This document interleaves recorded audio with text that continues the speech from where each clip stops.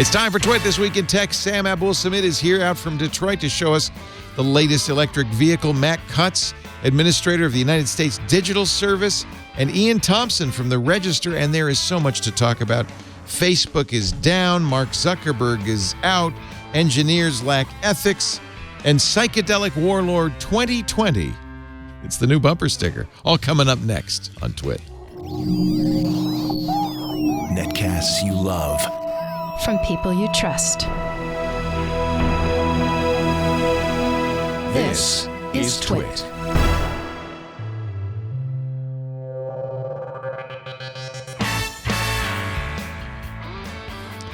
This is Twit This Week in Tech, episode 710, recorded Sunday, March 17th, 2019. Mollie the Crab. This Week in Tech is brought to you by HelloFresh. HelloFresh shops, plans, and delivers step-by-step recipes and pre-measured ingredients so you can just cook, eat, and enjoy. For $80 off your first month, go to HelloFresh.com/Twit80 and use the code TWIT80. And by Eero. Never think about Wi-Fi again when you can have brilliant, hyper-fast, super simple Wi-Fi with Eero. Visit Eero.com/Twit and get $100 off the Eero base unit 2 beacons package, plus 1 year of Eero Plus when you enter the code TWIT at checkout. And by Expressvpn. Protect your online privacy with one click. It's that easy. For 3 extra months free with a 1-year package, go to expressvpn.com/Twit. And by Thousand Eyes. Companies that run in the cloud rely on Thousand Eyes. It's the place they go first to see, understand, and improve the digital experience of their cloud-based apps and services. Do the cloud right and improve services for your customers and employees today at thousandeyes.com/Twit. It's time for Twit This Week in Tech, the show where we cover the week's tech news. We have one of those rare blue moon events where every single Twit panel member is sitting next to me, starting with Ian McKellen. Sir Ian McKellen. We loved you in Lord of the Rings. We like you even more at the register.co.uk. Iain Thomson. I don't know where that came from. He doesn't even spell it right. Well, honestly, to be compared to the great thespian himself, I'm fine with that. That's right. I read that he was a thespian. So anyway, good to have you from the Register. You are now news editor at the... yes, my sins. Less reporting, but more deep diving. Nice. No good deed goes unpunished. We shall dive deep here. That's Sam Abuelsamid, who is our car guy. He is in town. We have to give you a new name. He is the chief analyst. Principal analyst. Principal analyst. He's the principal at Navigant Research. Principal analyst. It's great to have you. Sam drove a Kia Niro. Principal analyst. I'm not the only one. Not the principal analyst. Seems to me the word principal should be the. You would think so, but... a principal analyst. Yes. Anyway, that's how it works. There you go. Thank you, sir. And speaking of principal, the official administrator of the United States Digital Service, Mr. Colonel Matt Cutts, is in the studio. Why did we call you Colonel? Oh, because your G rank is a colonel's rank. Something along those lines. Yeah, he's a G whatever. Are you an actual member of the U.S. military, or is it on an honorary thing? I started and did 6 months at the Pentagon before I moved. Oh, Really? Yeah. Does that count? I mean, is it like going? Is that like going to West Point? Discount. No. Oh, yeah. Okay. Anyway, we love Matt. He is, of course, a longtime Googler, one of the first Googlers, and left Google some years ago to go into government service, which has been a great thing for us in the United States. And the U.S. Digital Service originally started because it was going to fix the ACA website, the Obamacare website. But you've done the Veteran Affairs now and many other technological achievements. Thanks for having me. Good to have you always. Boy, I want to, let's see. Should I start with, what do you think, Iain? What should we start with? Should we start with Facebook today? Or? Do you want to go upbeat, downbeat, or Where do we want to scare people right off the top? Or that's always fun, but you know, it's... what is going on at Facebook? So first of all, Facebook had its worst outage ever, unrelated entirely to the nightmares that have been going on at Facebook. Yeah, at last they've... Well, we don't know for sure that it's unrelated. Maybe they were distracted. Well, to be fair, the one thing they did say out right from the start was this wasn't a DDoS attack. Can we trust a company when they say that? Is there... No. When Facebook says anything, you have to take it with not just a pinch of salt, but an entire tanker load of Are there stuff. penalties, though? Like, is it against the law to say, no, you could say whatever you want? No. Well, I don't know. I mean, if an executive or CEO or somebody said publicly that, held company. wouldn't that be material Yeah, information? I think you're right. Yeah. I mean, if it's a I'm not a fundamental, lawyer, but- if it's a fundamental flaw in how they do operations and they cover that up, I think that is actually illegal. But in terms of this case, based on what we've seen and certain comments from Alex Stamos and others, it looks like this is an upgrade which just caused an ongoing memory failure, which rolled over to various different data centers. But it's not a good look, 14 hours is a hell of a long time to have a communication service that important taken out. And it wasn't just Facebook, it was WhatsApp and Instagram as well. The entire schmill. And, of course, they're merging those all in, so it's only going to get worse if they do this again. I didn't notice. Neither did I. And there is one advantage of not having Facebook, Instagram, or WhatsApp accounts. I didn't notice. Although Pavel Durov, who runs Telegram, he was the Mark Zuckerberg of Russia until Russia forced him out and said, "We'll take that. We'll take it from here," and he had to leave. He said that Telegram, in the 24-hour period that Facebook was down, got 3 million new subscribers. So apparently, that as powerful and dominant as WhatsApp is, if people can't honestly, use it, they're going to find an those 3 alternative. million new subscribers on Telegram, I wish them luck because their security sucks. Does it really? I mean, Yeah. we know that they say they do their roll-your-own encryption, which, of course, is always a bad idea. But Yeah, I'm sorry. Compared to Signal, then the stuff that Telegram is rolling out is just ridiculous. But honestly, does it matter? I mean, if you really want secure messaging, you'd use Signal. You wouldn't use Facebook Messenger either, right? Well, I use don't Open have the Whispers. app on my phone. I use the web stuff because some people still insist on contacting me on that. But I think if you're looking, yes, honestly, at the end of the day, for 99% of the It's good population, enough. it doesn't really matter. Right. But there's a point of principle to be had here, and you should support people that do it right rather than going with the easiest option. I don't know if even what Telegram's doing is easy. It's Well, just their own thing. I don't know. I looked at Telegram. I looked at the I kind love of app. Telegram but I love its user interface. I love the stickers. I love the way it works. And UI I don't is care if great. somebody can read my messages. But if you look for the permissions it's asking for, I draw the line at that. And it's the same with Snapchat. Yeah. They're asking for an incredible amount of data in return when for you this put service. stuff on your phone, of course, you are giving a lot away. This is it. We all live on And our phones. who knows who you're giving it to? I mean, based on the conversation you guys had last week about Foursquare, Exactly. it could be going practically anywhere. Yeah. That was a little bit scary. I think it's funny because really, if you think about what Facebook does with a user base, an active user base of over 1.5 billion people, it's remarkable that they don't go down more often. The fact that they stay running is incredible. Well, it was kind of interesting because like Monday night, I was buckling down to take care of some work, and I was going to send some invites to a dinner, and 10 p.m., right when I was doing it, Gmail went down for 2 hours. So I was like, Gmail went out too. all That's right, right. Google Drive. time to take a nap, so... It's you probably happens. more than anyone, Matt, have some idea of the complexity of running these massive networks and how difficult it is. It does seem odd that you could take the entire Facebook, WhatsApp, and Instagram network down with an upgrade that cascades throughout the network. That seems like a fragile network. I would love to read the post-mortem on how they're trying to take out whatever the single point of failure was that affected them. Yeah. I mean, is it possible that this might have been part of the first step of unifying them all on a common architecture, that's as they've been very talking likely. about? That's interesting. I think that's Do you think very- Mark's going to move that fast? I think they need to move it quickly because otherwise they're going to get regulated to hell and back. And they were probably working on it long before they talked about it publicly. Yeah. People mocked me when I went back to Facebook after Mark's post saying, "Oh, you believe him. He's going privacy first." And they actually talked me out of it. On the other hand, maybe there is some credibility because 2 of the top guys at Facebook just left. Chris Cox, who joined Facebook early on, he's actually in some ways considered the number 3 at the company after Mark Zuckerberg and Sheryl Sandberg. He created the original news The guy that feed. did the work. Yeah. Yeah, he's the guy who did the work. And while the announcement was very cordial, Mark wished him well and said, we've been talking about this for some time. The New York Times said they had talked to 6 people involved in the situation, all anonymous.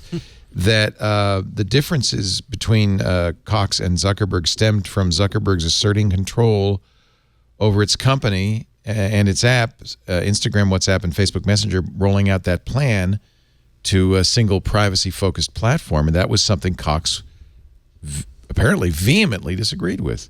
Yeah, I saw these reports, and I'm in two minds about this, because if Zuckerberg has got into his head that he is going to make this a privacy,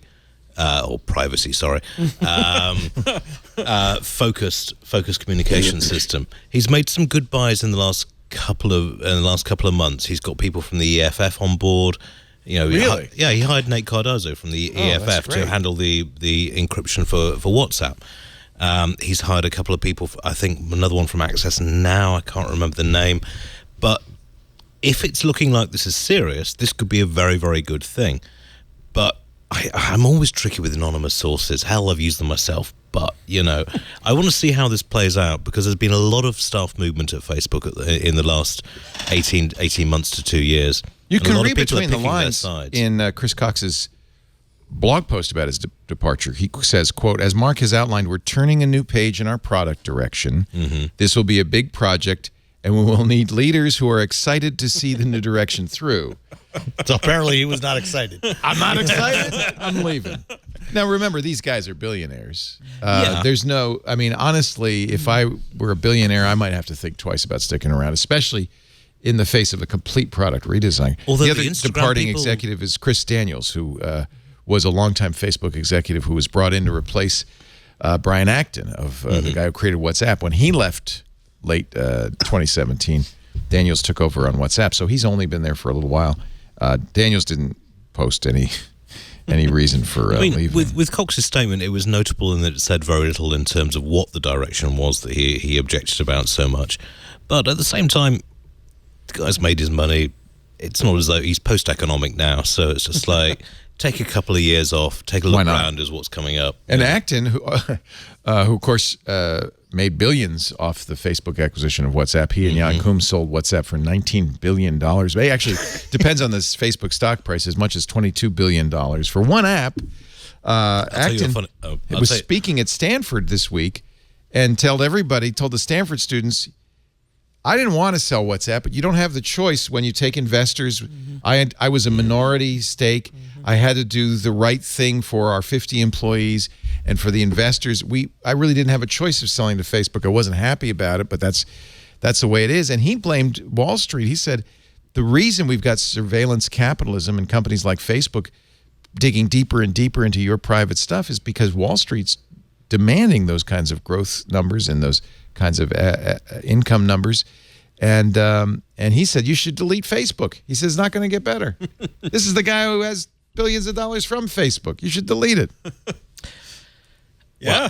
Yeah. I did. I listened to him, and I did. Honestly, I still use it because you have to. I have to use it. But do you, though? Well, actually, it's not so much about journalism, because by the time something comes onto Facebook, it's old news anyway. It's more about, I've got family and friends in the US. That's the UK what I hear always over and over. Yeah. And yes, I could set up an email. Pick up the phone. Write him a letter. Pick up the phone. You want to borrow a fountain pen? A quill? But the company's entire business model is predicated on something which is inherently scummy. Right. And it's just, I wish I could... Can't argue with that. Well, it's a Brokeback Mountain moment. It's like, I wish I could quit you, but you're still going to... But you can. I have faith in you, Iain. I think you could quit. Well, maybe. Do it as a 30-day challenge. I still love Twitter, though. Have you done a 30-day social media challenge? Yeah. Really? I've gone 30 days off Twitter at various times. But, you know my story with Facebook is I quit in like 2011 and never. Why did you quit way back when? Because honestly, you could see sort of the writing on the wall. Yeah. Right? And it's all played out like that. So he, Acton basically said there's no choice in Silicon Valley these days, that you pretty much have to do what Facebook is doing, which is interesting. And I wonder if what this was Chris Cox's argument against going private on Facebook is you're not going to make any money, that this is going to cut off your air supply to Facebook. I've got to say, as a journalist, we saw a lot of media companies when Facebook made their pivot to video in 2011 think, right, we'll follow that. We'll get some of this gorgeous stuff that's coming in. And Facebook basically set the terms that you're going to get what we give you. And they're now, you've seen with the recent buyouts of media platforms for much lower valuations, that hasn't worked. I would not trust this company further than I could throw it. And I'm no upper body strength at all. Earlier this year, Facebook decided to downplay news organizations in its news feed and more stuff from people you know and your family and friends, which is people you don't have to pay. Yes. Well, Leo, is that the reason? Because I thought it was just because that's what people wanted. You've long advocated that businesses should not build their online presence on somebody else's platform. Very risky. On any platform that they don't control, whether it's Although I'm reading some of the money that people else. are making as YouTube stars. Lily Singh, who just signed to do an NBC late night show, she's taking over for Carson Daly in the Late Late Show. And she's like the number 10 Facebook earner, makes something like YouTube earner makes something like $15 million a year on her makeup videos and her Bollywood videos. She's doing okay. She's doing okay. There's about 50 people out there who are doing okay, and then there's a really long tail of people who, But that's the counter argument to say, build your on somebody else's platform, especially if you're doing video. You don't want to. No, that's probably the one exception. But even in that case, either whether it's Facebook or YouTube or those are really pretty much the only two viable platforms hope to get any kind of real traction. And nobody aside from that relatively small group, nobody else is really making any money except the platforms themselves. Yeah. I mean, clearly you're working on YouTube's farm, on Google's farm, making what you can. On the other hand, some people are doing pretty well. She has 14.5 million subscribers. It is kind of ironic that the height of success on new media still is getting a job in old media. That's another thing I've inveighed against for years. Yeah. All right, well, that's, believe it or not, the light stuff. The heavy stuff. We're on Sink our YouTube teeth in. in. All right, now we're warmed up. PewDiePie. Well, great tragedy, of course, in Christchurch in New Zealand. 49 killed in an assault on 2 Muslim mosques by a madman once again. And the twist here is that he apparently streamed it all on Facebook Live. And I just saw today something like 1.5 million takedowns of that video being reposted in the last couple of days. Yeah, I mean, if it's bad enough that he streamed it and people saw it, and I feel so bad for kids who might have stumbled across it. But even though Facebook has tried to suppress it, people are resharing it. And Facebook says it's removed 1.5 million reshares. Sky Australia aired a portion of the video, as I understand, did the Daily Mail. It's just shameful. We know that airing this stuff increases the likelihood that someone's going to do it again and again and again. Yeah, it glorifies it. Yeah. So just shut them down. YouTube also doing what it can to block them, but everybody, there's something wrong with us these days in this world, and people are really trying to reshare. Facebook at least had some automatic systems that worked fairly well. They said they were able to block automatically 1.2 million, but that means 300,000 still got posted and only taken down after they were reported. It was 17 minutes before it got taken down. One of our guys wrote a very angry piece about this, which I don't entirely agree with, but there's got to be some, if you're going, it's not enough to say you're a platform anymore. You've got to take responsibility for what you publish. How many live feeds are up there? How would you stop this? I don't know. Well, I'm not sure you can proactively stop it. I mean, if you're going to allow live video, you can't really proactively stop it, unless you've got somebody watching every single one of those feeds. And you can't, not with 1.5 billion users. But, YouTube has made a huge deal about their content ID system over the last decade. And certainly Twit, has gotten burned by it on more than one occasion. Yeah. And yet, why is it that Content ID could not find this and proactively? Fine. The first time you're not going to stop it, but after that, once you've identified it, why can't it, subsequently identify it and prevent it from ever going live again? Well, I have no inside knowledge, but just thinking a little bit about Content ID, and it's probably a batch-oriented system, right? They're not built for the idea. It doesn't work for live as well. For real time. We know, in fact, that when we get taken down on YouTube Live, it's a completely different process. Right. And I don't think it's Content ID related. It's only on the uploaded videos. So I think it is a solvable problem, but I don't think people have probably thought through like a clip going viral in 17 minutes and then getting reshared. Like that's a new attack vector that hopefully the engineers are working on at all of the major tech And companies. I'm going to guess that the 300,000 that got through were edited in a way that that automated systems couldn't detect it was the same video. Get the signature to go for it. But I mean, if it's not Facebook, YouTube has the same feature. Microsoft has Mixer, same feature. Twitch from Amazon, same feature. So there are many ways to do live video. It would be, I think, impossible. But now my fear is this is going to become standard operating procedure for a mass murderer. Well, fire up a camera and start streaming your crime, and I that makes me so sad. I mean, he very clearly prepared for this. He got the manifesto written. He knew in which scum site to publish it up on. 8chan, right? It's not good. Yeah, but yeah. Well, I don't. No, it's it's not true. revealing anything people don't know. And if you go there, you get what you deserve. Yeah, but I mean, he'd obviously prepared for this. He was obviously ready for it. But it's tricky with so much content coming in, and the ability to block it is limited.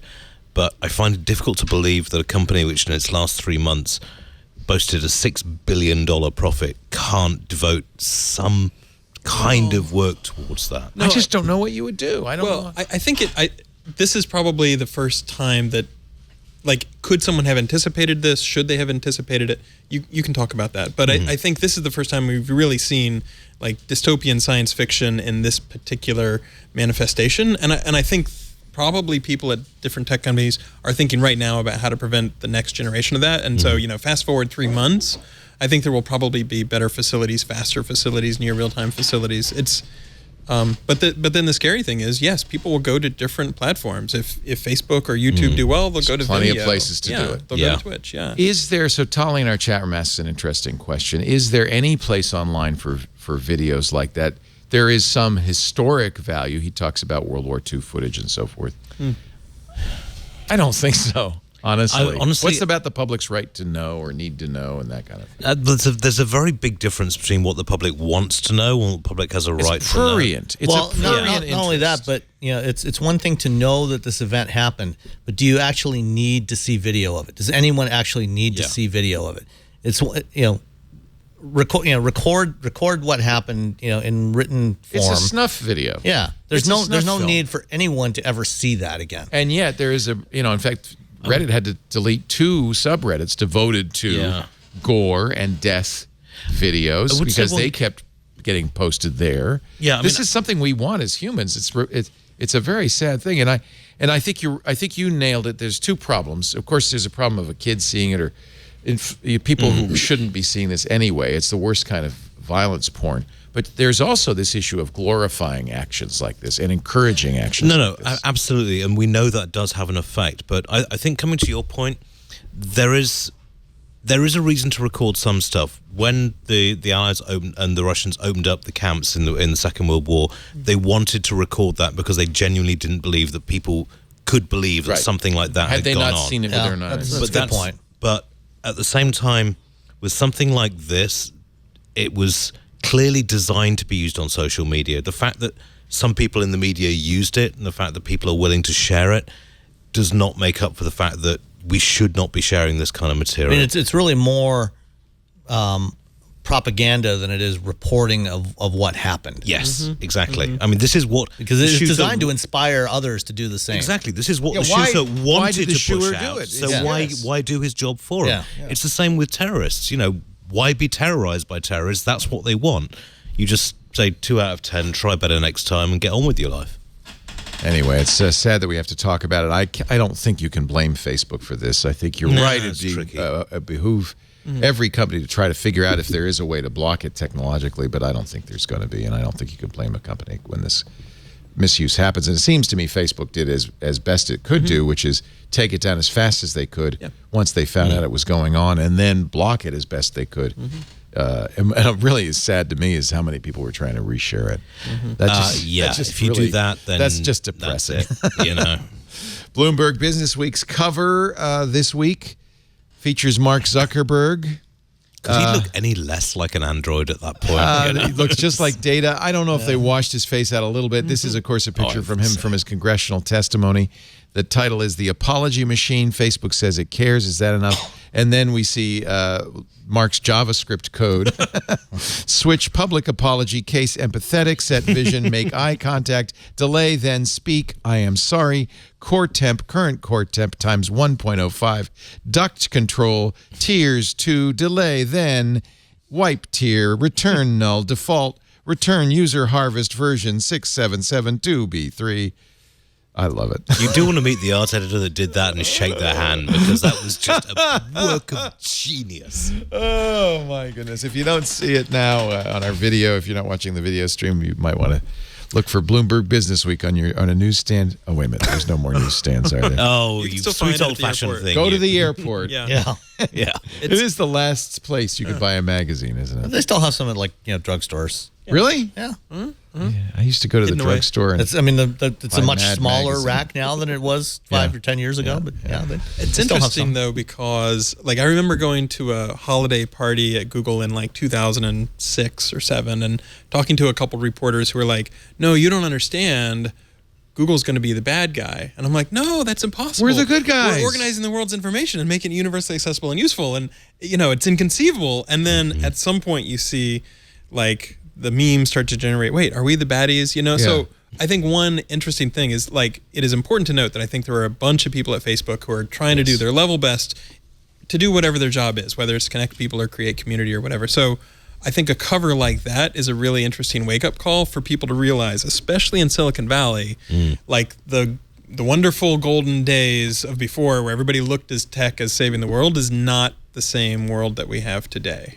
And I am completely complicit in that. I, on the outside, in 2006, had the same bullish notion that we were going to break down the gatekeepers. We were going to democratize information. And in many ways, we do have that. I carry in my pocket a computer straight out of Necromancer that has all the world's information on it, thanks to Google. I can find any fact almost instantly. That's a remarkable benefit for society. It's, I think I certainly wouldn't be sitting here right now were it not for that technology. I mean, we Googled you. That's how we found you. Yeah. Well, no, likewise. I mean, when I first started out, we were actually typing with carbon paper through a typewriter and then handing off to a typesetter. But Savages. It's a wonderful world. But if you look back at the Hacker Manifesto in the mid-90s, it's kind of sad reading, because it's like, the internet will bring us all together, and we'll have a global argument, and we'll find a global consensus. It's like, no, people like their own little hive minds, and they're going to treat censorship as damage and route around it. And I think what's interesting is people in tech companies just need to wake up to, you can't just say, I work for company X, and company X is making the world a better place, therefore I'm off the hook. Now everybody has to think about their personal responsibility and think about where they want to be the best to make changes in the world. And maybe that's at one of these big companies, and that's fantastic. Maybe it's not. Maybe it's at the U.S. Digital Service. But there's so many people, I think, who are in Silicon Valley who have not yet twigged to how people outside of Silicon Valley think about the tech companies. Yeah. And, I see the same thing going on now, in my corner of the world in automated driving, there's a lot of people, that have come into this from the tech side, that are really bullish about, let's push the technology out there and we'll work on it, we'll keep making it better over time, without thinking about the consequences of what happens when it goes wrong. Because it's not like, you're like Instagram, being unavailable for 6 hours. When something like that fails, the consequences are life and death. And when I hear somebody from Silicon Valley talk about we need to get humans to change their behavior and stop jaywalking so that we can use these automated vehicles more effectively. It's like, no. Technology has to be built to make people's lives better, not the other way around. You don't change people to make the technology better. Do you think it's a natural consequence of being an engineer that you kind of have this kind of nearsightedness about, you think only about how good things, what you're doing is going to change things. There is an inherent optimism to being an engineer. I think so. Yeah. And you fall for that. And no one wants to think, oh, God, what bad things could humans do with my invention? Nobody wants to spend time. Well, some of us do. I mean, well, I think it might be changing. When I was working as an engineer, we often, one of the issues that we often had, I was working for an automotive supplier, and our salespeople would go to the automakers and say, they would hear engineers talking about some idea for some feature we wanted to add to an ABS or traction control system, and they'd go to the automaker and they'd go and sell this thing that we hadn't yet developed. And so, I mean, to me and a lot of the people I worked with, there was always this kind of dichotomy between the optimism and the pessimism. We're doing these really cool things, but we don't want to put it out there until we think it's ready. It's certainly true. And that was a very different attitude from what I see today. The QA testers have always been. Yeah. Oh, what are those monkey ape users of ours going to do to screw this up? I mean, that's their job. But the people designing it, I think, tend to be very optimistic. That does seem to be changing. There's a lot more activism happening in companies like Google and Microsoft. Remember, Google decided not to do their search engine in China because engineers said, no, we don't want to work on that. They turned down that $10 billion Jedi project that was going to be for was it face recognition for the military, and of course Amazon. No, Jedi was the cloud computing. And Amazon snapped it up and said we'll do it. Decided, but they're probably going to get it. They said we'll do it. And in a way, I honor Jeff Bezos's point of view, which is, well, when did it stop being patriotic to do work to support our military? But I also understand these engineers saying, but we didn't sign up. And Microsoft's having this problem with HoloLens. There's engineers saying, yeah, but we didn't sign up to create HoloLens so the military could use it to be more efficient at killing. And yet, I don't think anybody would dispute that we need a military, that there are defensive uses for this. It is a long-standing tradition of American corporations to provide technological support to the U.S. military. This is a very challenging time and a very challenging. So, do you have friends still back at Google who have talked about this activism? Because Google really is where it seems like where it started. Yeah, it's interesting because I know some of the people, like one of the people whose name is on the walkout, is somebody that I know at Google. And I think what's interesting is just the power that individuals can have by standing up and saying, look, I care about this. Like the first person and the second person is the hardest, but then what you find is suddenly 300 people have also signed your letter, and then that gets people's attention. Yeah. And tech workers have a lot of power right now. Well, they do, especially engineers, because they're gold. They're the people who are powering the next generation of innovation, and they're hard to find. Good engineers are...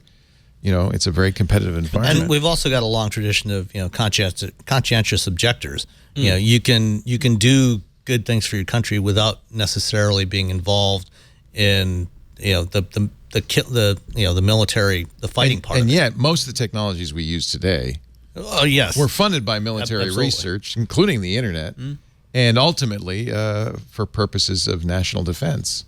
So. It's a very challenging problem. I think it's important for people in the industry, though, just to have the courage and the ability to say no. This is not something I want my coding in, and to walk away from it. And companies, I think, are increasingly having to recognize that if you want engineers who are both talented and have ethical boundaries, then you're going to have to either accommodate that or just not get the best engineers. Yeah. Yeah. It's a really interesting situation. It's tricky the way technology turns. These companies were patriotic; they'd pay their taxes instead of using. Yes, that's an excellent point. Well, then this is another challenge because the company Google, Amazon most recently paid zero taxes on what was it, $11 billion. Paid a minus rate of tax. They got a rebate. They got rebates. We paid them. Yeah. And would have gotten more of a on the other hand, they're not breaking. Hadn't fallen apart. They're not breaking the law. They're following the law precisely. I can't really fault the companies for tax strategies that are legal, and again, this is the market demanding it. This is the stakeholders. This is the shareholders demanding it. I understand that. I blame the politicians for allowing it. You got to get Congress to change it. The politicians. The problem is there's a long, deep tradition of companies writing these laws and then saying, here, it would be really nice if you would pass that and law. handing big checks to the PACs for these same politicians. I do not know. I do not know what the answer is on that one. It bugs me when I see Apple, Google, Amazon paying far less tax than I pay, because I'm not big enough to get the Irish sandwich and the Dutch turnaround or whatever. If only. But honestly, it would be imprudent of me to pay more tax than I'm legally required to as a business person, right?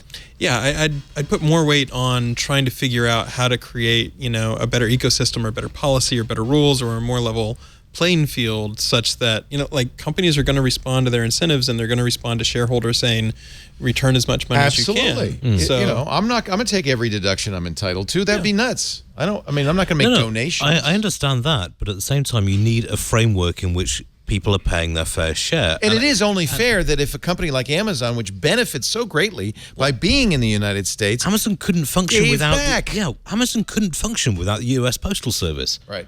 And the fact that they are willing to starve the federal government of funds in order just to, boost their profit margins, totally understandable. The fact they're allowed to do that by our political representatives, that's where the problem is. And yet I get so nervous because so many of our conversations these days come back to there ought to be a law. And I get so nervous.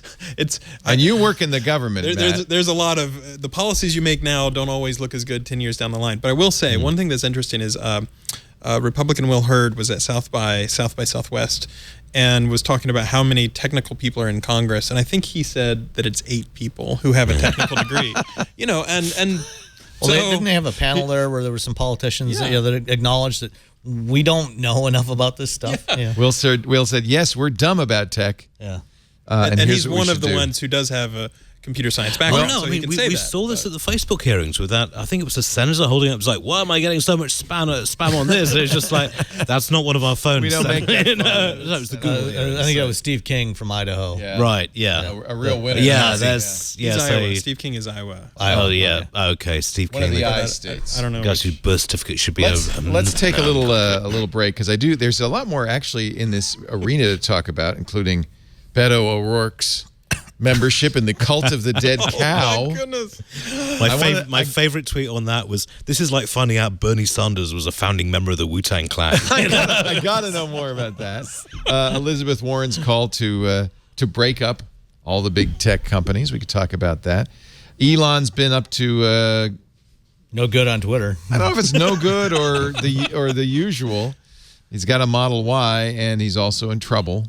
And he's telling the SEC, which, by the way, is not a good thing to say to the SEC. No, make me do it. It's really not.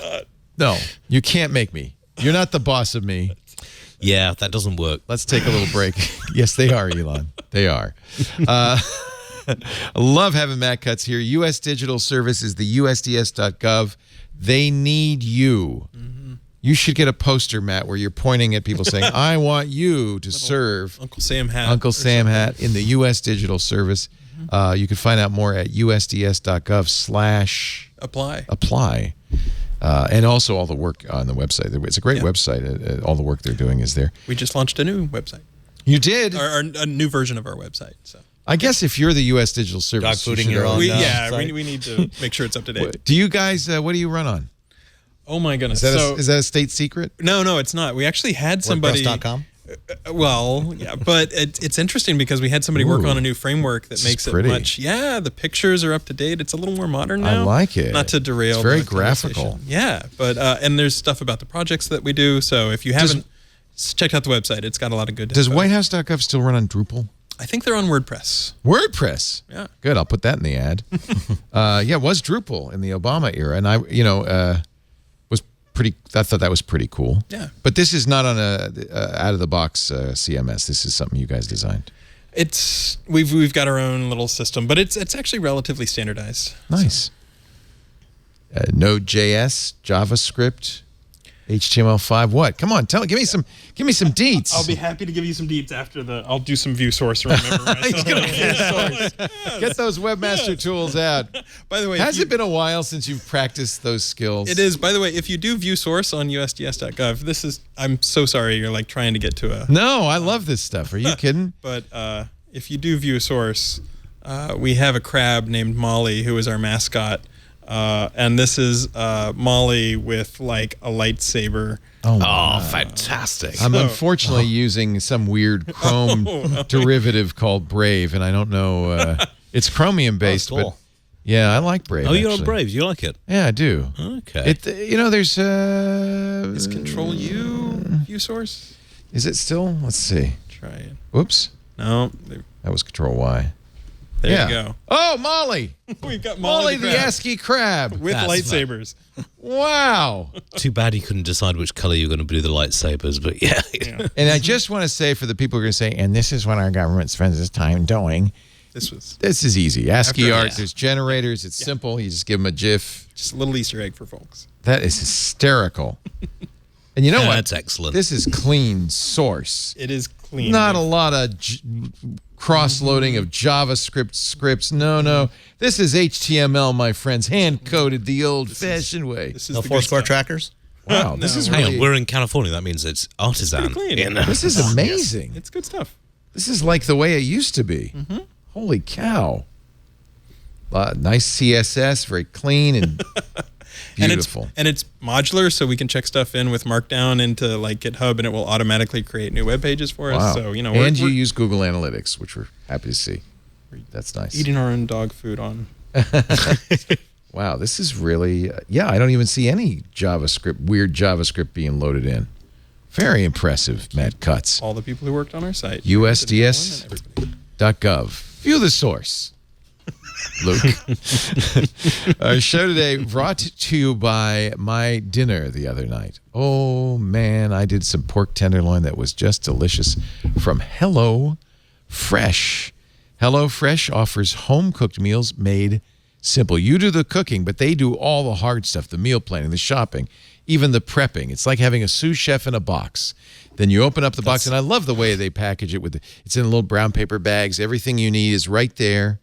And you pull it out. The meat we're getting is so good from HelloFresh. It's enjoyable. It's easy. The ingredients are pre-measured. They are fresh, which I guess it's in the name, but I really like that. And the most beautiful produce, easy to follow, 6-step recipe cards with the pictures, and it comes delivered in an insulated box right to the door. They even have instructions on recycling the box, which is great. They have 3 plans to choose from. There's the classic, but they now have a veggie plan. I'm really pleased to see that. And a family plan. And you can switch between them at will. Whenever your tastes change or your needs change, just flip a switch on the website. You'll spend less time meal planning and grocery shopping, so you can get that time back to do more of what you love. All the meals come together in no more than 30 minutes. Use less than 2 pots and pans. I actually really appreciate that because I'm the pot scrubber, and require minimal cleanup.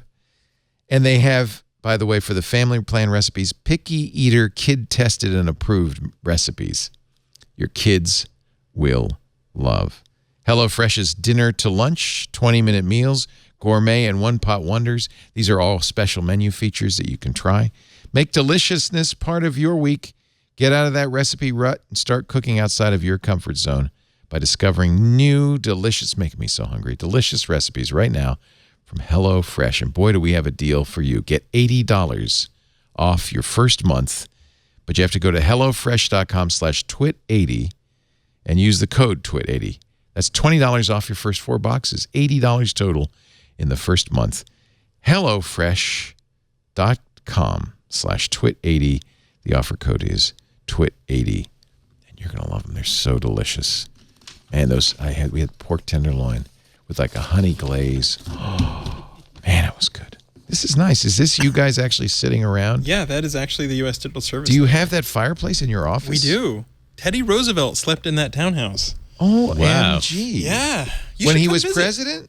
Yes. When Mrs. Roosevelt kicked him out? No. They were remodeling the White House. Oh, I remember that. That's right. Yeah. So they moved out for a little while, and they slept there. That is so... This looks like it would be fun. Anytime you're in D.C., anytime any techie is in D.C., designer, engineer, or product manager, come by. We will give you a tour. Oh, it's kind of like an open house. Yeah. Well, it takes like 10 minutes to see the place. It's USDS.gov. That's really, really awesome. So... Beto. Beto O'Rourke, former Texas congressman, has announced his candidacy for president in 2020 and must be, I think surely is, the first U.S. presidential candidate to have been a member of a hacker group as a teenager. It was great. It was just like, my goodness, we might finally get a congressperson who knows what the hell Not only does he know about. tech, he can hack your mom. Yeah. So what is the cult of the dead cow? Oh, well. They've been around a long time. I know. I've known not that. just any hacker group. Cult of the Dead Cult Cow. of the Dead Cow They were up was- there. This is a high level. They set were up in they weren't bad guys. They were hacktivists, right? It was political. Right? Yeah. Like But I mean- anonymous before anonymous. I mean, they got their name because they were originally set up in a former slaughterhouse in Texas, and grew up in the mid-1980s when things were really just getting off the ground. And the fact that these people have been involved with this that long, mid-80s, this was a couple of years after IBM brought out its first PC and Apple brought out its. They developed Back Orifice, which was a hacking Back tool. Orifice. I remember that. That was them. Yeah, that was them.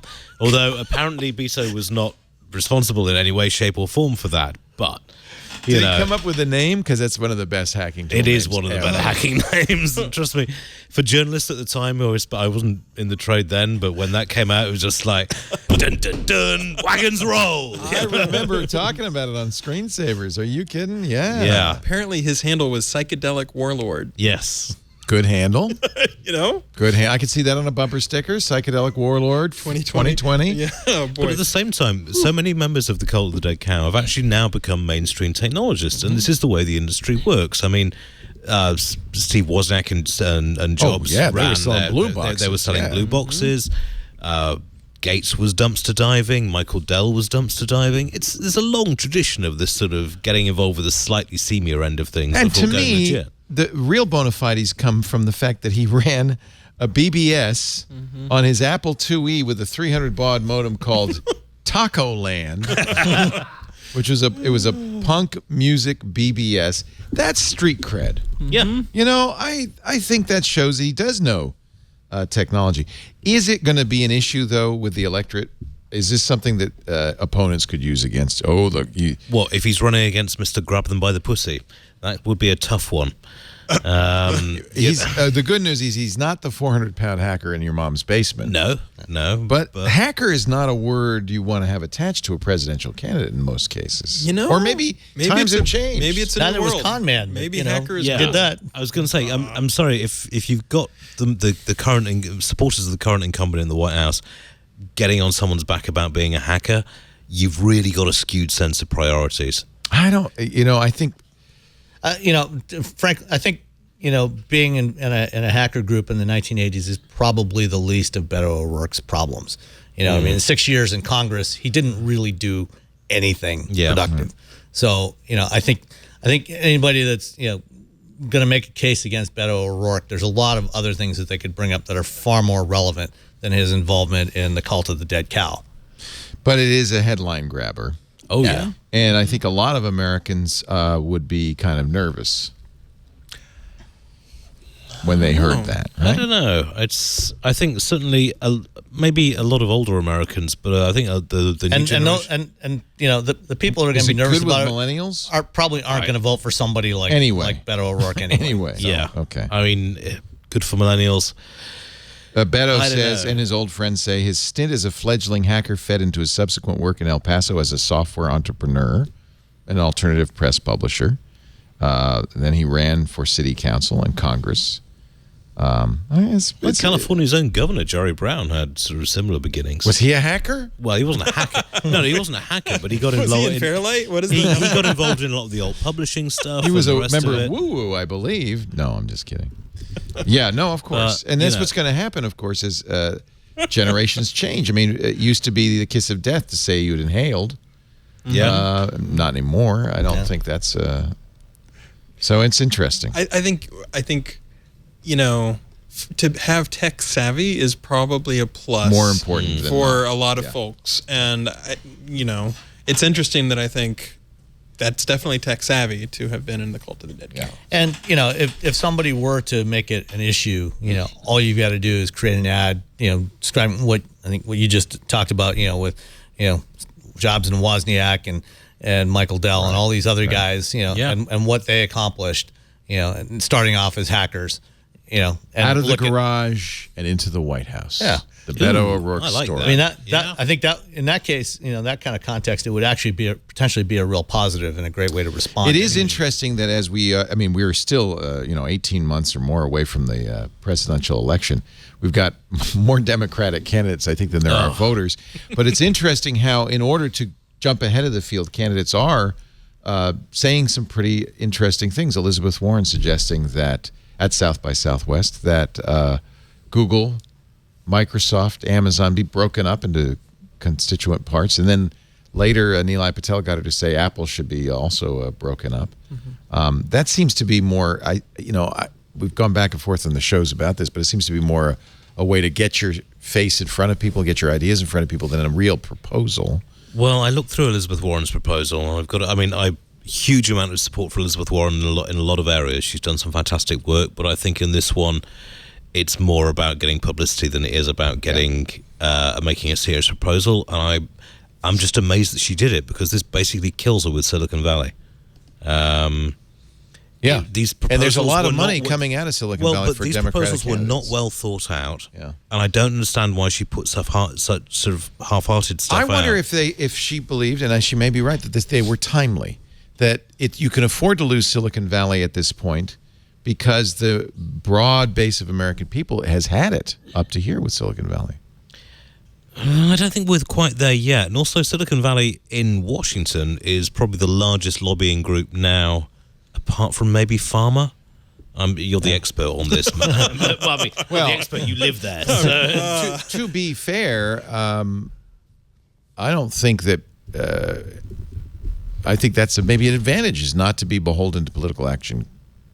No. I think from Warren's perspective, that's great. But her recommendation is that you install all these Chinese walls between these companies, right, and make them buy services from each other. And I just see the accountants having a field day when it comes to tax avoidance and something there's like all that. sorts of issues. Obviously. I think the proposal is put forward, I think, is probably overly simplistic. Which for a politician is probably the right way to go, because I think most voters are not going to dive into the nuance of this stuff.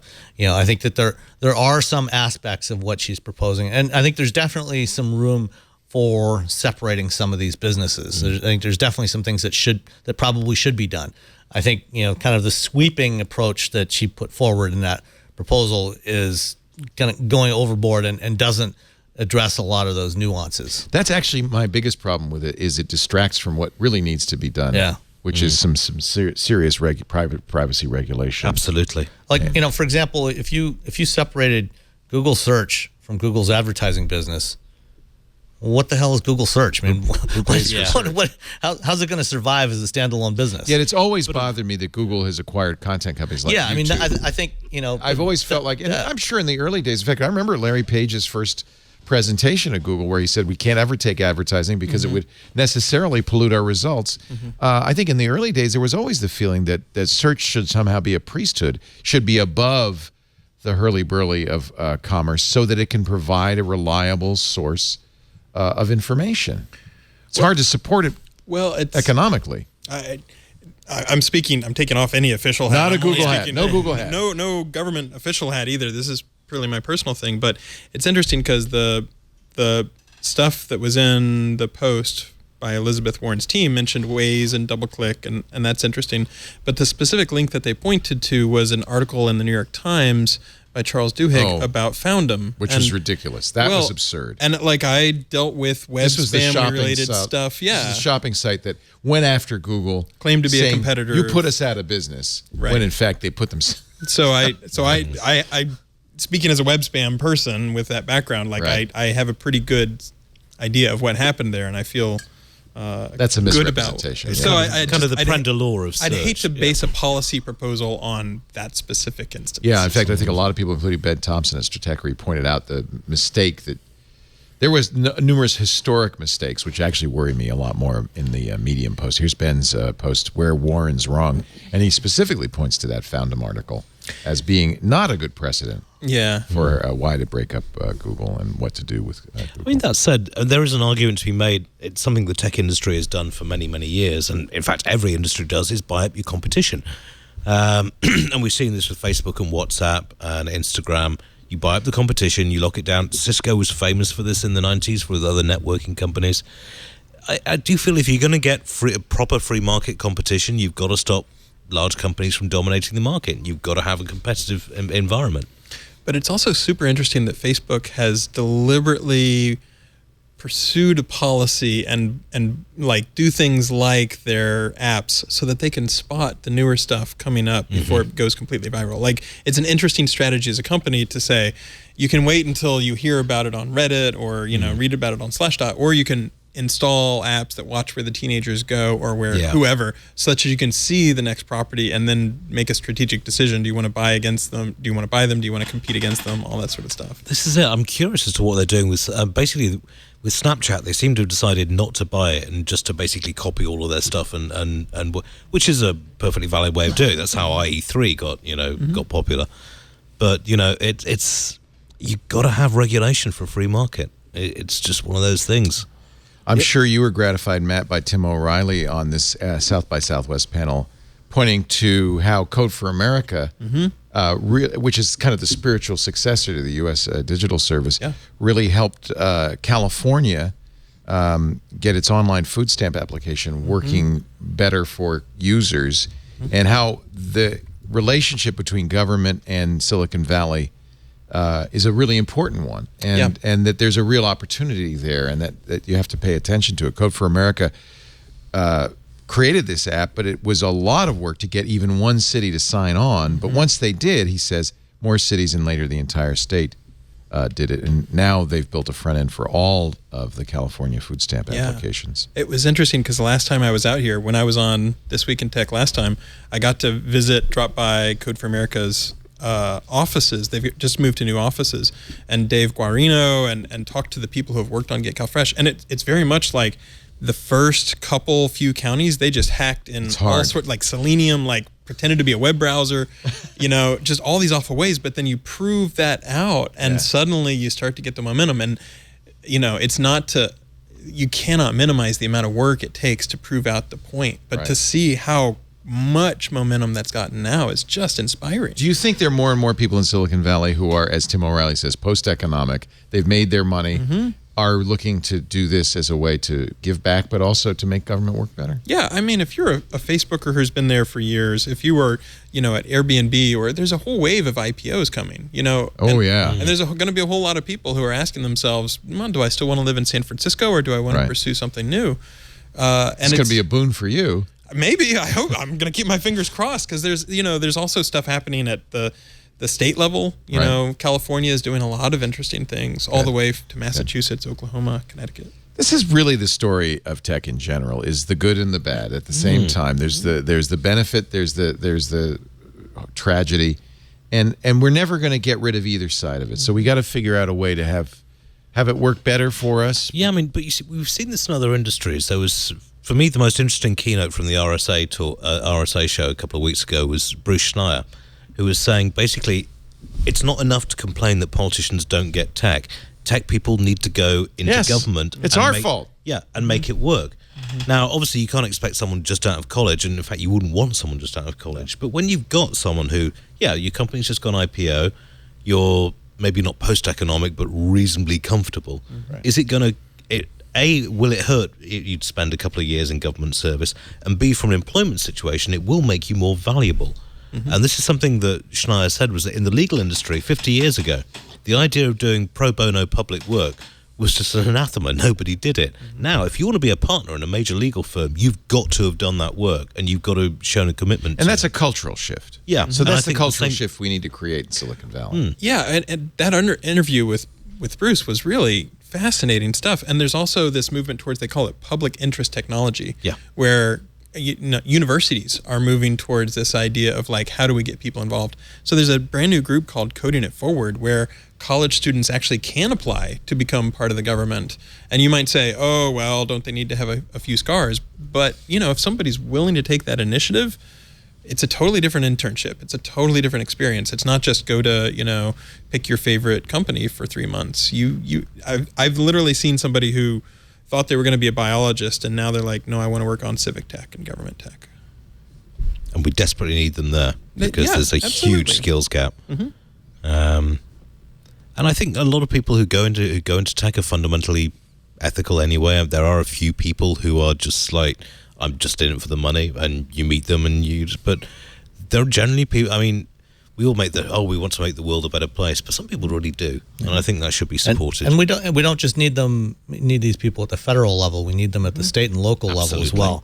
Yeah. At all levels of government. Especially at the local level. I think because there's a lot of big problems that cities are having to deal with. I mean, certainly here in San Francisco, but where I'm from in Detroit and Chicago and New York, to have people that understand, and have some background on the technology side and an ability to vet some of the ideas that come forward and be able to work and create these public-private partnerships, to deal with some of the issues that are out there, whether it's homelessness or transportation or anything else, in a city. Looking at Detroit as an example, Detroit's made tremendous progress in the last 5 years, more so than at any time, in my decades of living in the area. But there's still a lot of big problems to deal with.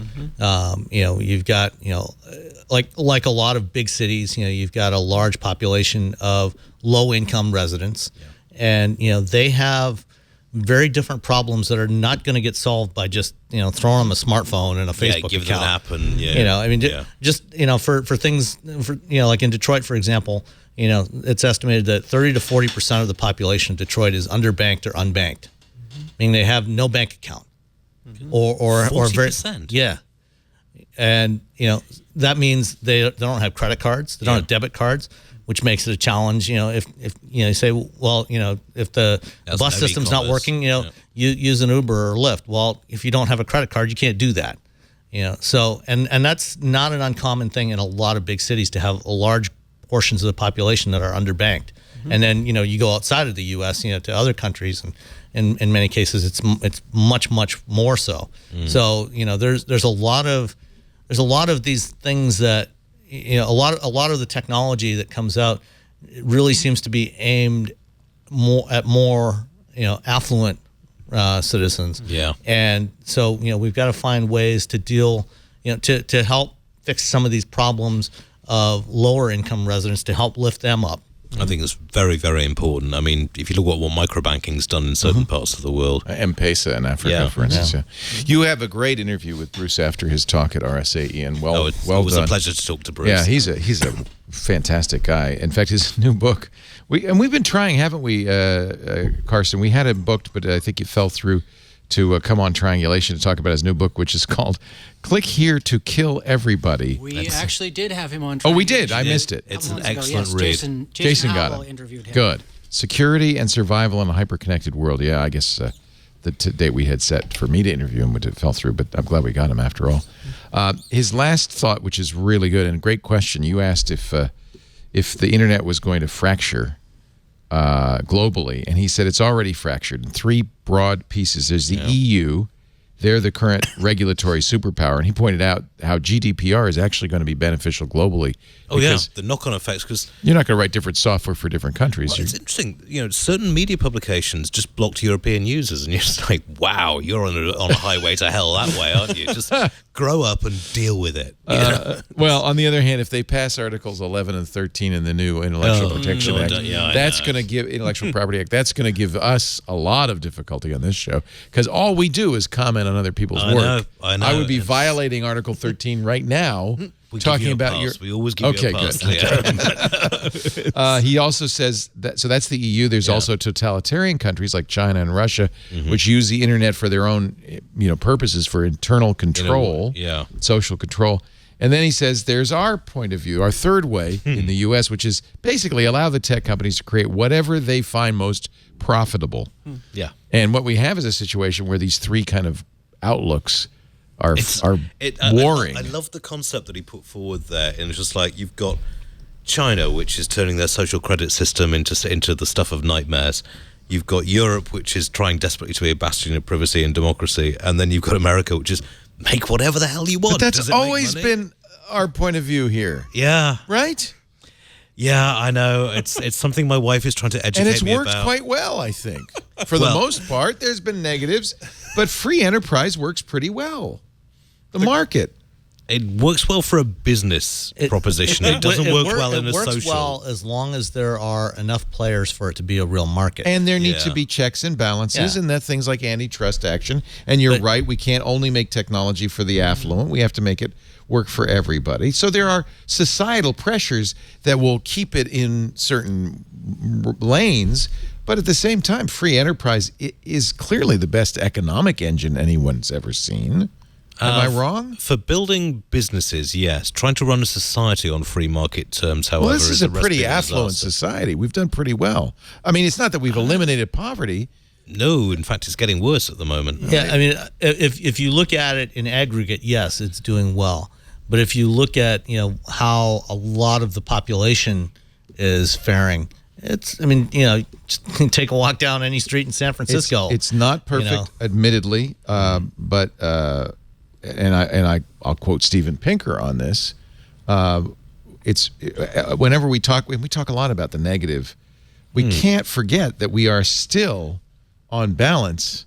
Oh no! I mean, in the best. Yeah. I mean, no. I'm going back to the UK in June for a relative's birthday party. We've made progress. I'm bitching about the fact I've got to spend 11 hours in an aluminium tube when it took my ancestors 3 months to get across the country by wagon train, and the then internet another access 3 months is so to get slow across. in the airplane. If it exists at all, I had a long period of time this morning when there was no access, almost an hour. Yeah. Horrible. Facebook was down for 24 hours. It's easy for us to forget that there have been some massive benefits. And we've all benefited. Yeah, I mean, in general, a free market economy is absolutely the best approach to take. But there are problems. There are problems, and that doesn't mean let's address that doesn't those. mean a pure market economy is not the right solution. Neither is something on the opposite extreme. You need some balance in between, and because a pure market economy can only exist when there are enough players that you can actually have those forces pushing back and forth. But when the power is too concentrated among too few players, then you don't actually have a free market. Right. Yeah. Free-ish. Yeah. Free I mean, the problem is that over here you basically legalized bribery and called it campaign contributions. So if a company wants to get a law passed, it can do it. We had a case like this at the Reg where we were interviewing somebody who was trying to get, I think it was automated license plate readers. He was trying to get legislation into part, and he got it into a couple of states just by paying the right lobbyists. Yeah. And you're like, how exactly does that work from a democratic principle then? He's like, it's just the way it is. Yeah. Look, we're definitely we're perfectible. We have a way there is to no go. perfect system. It was Churchill himself who said, I think democracy is the worst possible system except for all the others. Exactly. Right. Yeah. So this is, and I only say that because I don't want it to sound like we're saying, oh my God, when you see what Elizabeth Warren's suggesting, for instance, there is possible to overreact to this. Let's fix the problems, but let's also acknowledge that there's been some real benefit. I think the fact that Google exists is fantastic. Yeah. And we've gotten huge benefit out of that. And even Facebook, as much as I despise it, there's been huge benefit. But we've got to rein. I think Facebook, you can't deny that Facebook has connected people in amazing ways, and people keep track of other people and find out what's going on in other people's lives in ways that are totally beneficial. There are downsides, and that's what we need to pay attention to. But I don't want to throw out the baby with the bathwater. I don't want to break them all up and say, let's start over. Problem is the more established companies get, then the bigger the temptation is to try and kick the ladder out from under the next generation coming up underneath them. It's we've seen this with net neutrality. I mean, Google wouldn't have existed without net neutrality. MSN and Yahoo would simply have bought faster speeds and drowned out what was in many ways a better search engine. And now we've got some existing tech players who are just like, let's just get rid of that. This is a conversation. I think this is the conversation for the next 5 years that we as a nation need to have.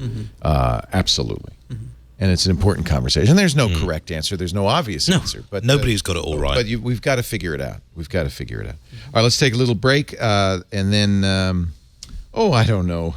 I think we uplifted it a little bit, so maybe we can go back down and talk about Elon Musk. We've got our car guy here, Sam Abuelsamid. He has lots to talk about. I have to say, one of the stories that we were going to talk about is Eero. As you know, the Eero deal, the acquisition by Amazon went through, and the Eero founders are very happy to say that they are going to continue to keep your data private. In fact, I think in some ways the attention that's been paid to Eero because of this has really helped them. They're going to be run independently inside of Amazon. Their privacy policy is not going to change. They are going to keep your data private. And I've been very reassuring to me. Eero is one of our sponsors. I use Eero at home. I set my mom up with an Eero, and I still recommend it as the best mesh system out there. And it's to me, it's very encouraging that they're going to have Amazon's resources, but they are not going to be in any respect less private or less secure. In fact, maybe if anything, more secure. We do know that the kind of single router model has failed us. The idea of you have this one router in the, wherever your modem is, and it's broadcasting the whole house. It just doesn't work. And part of the reason it doesn't work is because we now have dozens of devices using that router. I looked the other day on my Eero. I think I have 68 devices on my internet, but that's not atypical. You've got Amazon Echoes, you've got Nest thermostats, you've got the Ring doorbell. All of this stuff is using your internet. So no wonder Netflix seems to bog down a little at night. If you are hearing that age-old complaint, honey, the internet is down, you got to get an Eero. That's why I got our Eero, and we are so happy. An easy way to understand this is to think of bandwidth as light waves. And really it's electromagnetic radiation. Wi-Fi waves don't go through walls well, so you would never ask a light bulb in your living room to light the whole house, to light up the master bedroom. What you need is a distributed system. It's what we've been using in business for years, but with a lot of expense and a lot of work, and we have a professional IT team that's managing it. Now you can get an enterprise Wi-Fi installed in your house in a few minutes. The Eero app makes it easy. You could do it yourself. The Eero app is fantastic. It lets you manage your network in your hand. You'll know exactly what's connected at any given moment. The internet speeds you're getting from your internet service provider. It runs an automated test every night. It's easy to create and share a guest network that's secure. You can let guests on your network but not get access to your other stuff. WPA2 encryption. Eero has said, incidentally, that they're going to add WPA3 in software when that comes out. It's just fantastic. I think the updates alone are a huge part of what makes Eero great. You're always running the latest secure firmware without having to pay any attention to it at all. And the customer support is just as good. You can call and get a Wi-Fi expert within 30 seconds. I turned on Eero Plus, and I'm really happy about that, too. In fact, I've got it right here if I go to my Eero Plus. One of the things Eero Plus does for me is it gives us advanced security. So not only do I keep the teenager safe, because I block adult sites and violent sites. Don't put up my URL history. I can see the safe filters are on for Michael, right? Safe search. We block adult, illegal and criminal, or violent. And yeah, you're right. I can go in there and see what sites Michael tried to get to. I won't embarrass him. Ad blocking's turned on, and that's a beta. Advanced security, which is great, blocks phishing email, blocks malicious content, blocks payloads. That's great. You get a lot of freebies in addition to your Eero Plus subscription. So you get really complete protection for your network, your devices, and those who use them as they connect to the internet. It's got a database of millions of known threats. So Eero Plus prevents you from accidentally or even on purpose going to malicious sites. Let's see. Hey, good news. This week, didn't have to block any threats. Let's see if there were any. There was one day. Michael's phone went to 17 dangerous sites. Now, this isn't adult sites. He was probably trying to download some Fortnite hack or something like that, right? He was probably researching the Beto O'Rourke story. He was researching Beto. He was said, Cult of the Dead Cow, how do I apply? Right. And we blocked that as we ought to. I have to say, it's a good thing Beto's family did not have an Eero because he would have been out of luck. I am just a huge fan of the kind of control I have and the information I have. I know exactly what's going on in my network. And what's great is I can switch networks, and I can see my mom's network way across the country.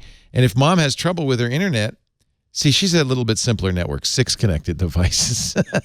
Not as much IoT stuff going on. But Mom did have a little studio out back, and so it was hard for her to get the internet out there, so I put in additional Eero beacons to extend it out there, and that's been working great.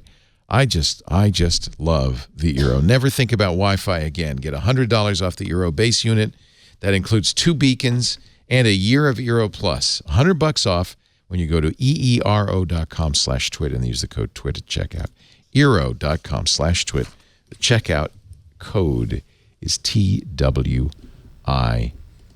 As someone who grew up in the sort of when broadband just came out sort of in the late 90s, when you look at the number of points attached to your router right now, it's amazing. Genuinely terrifying. Yeah.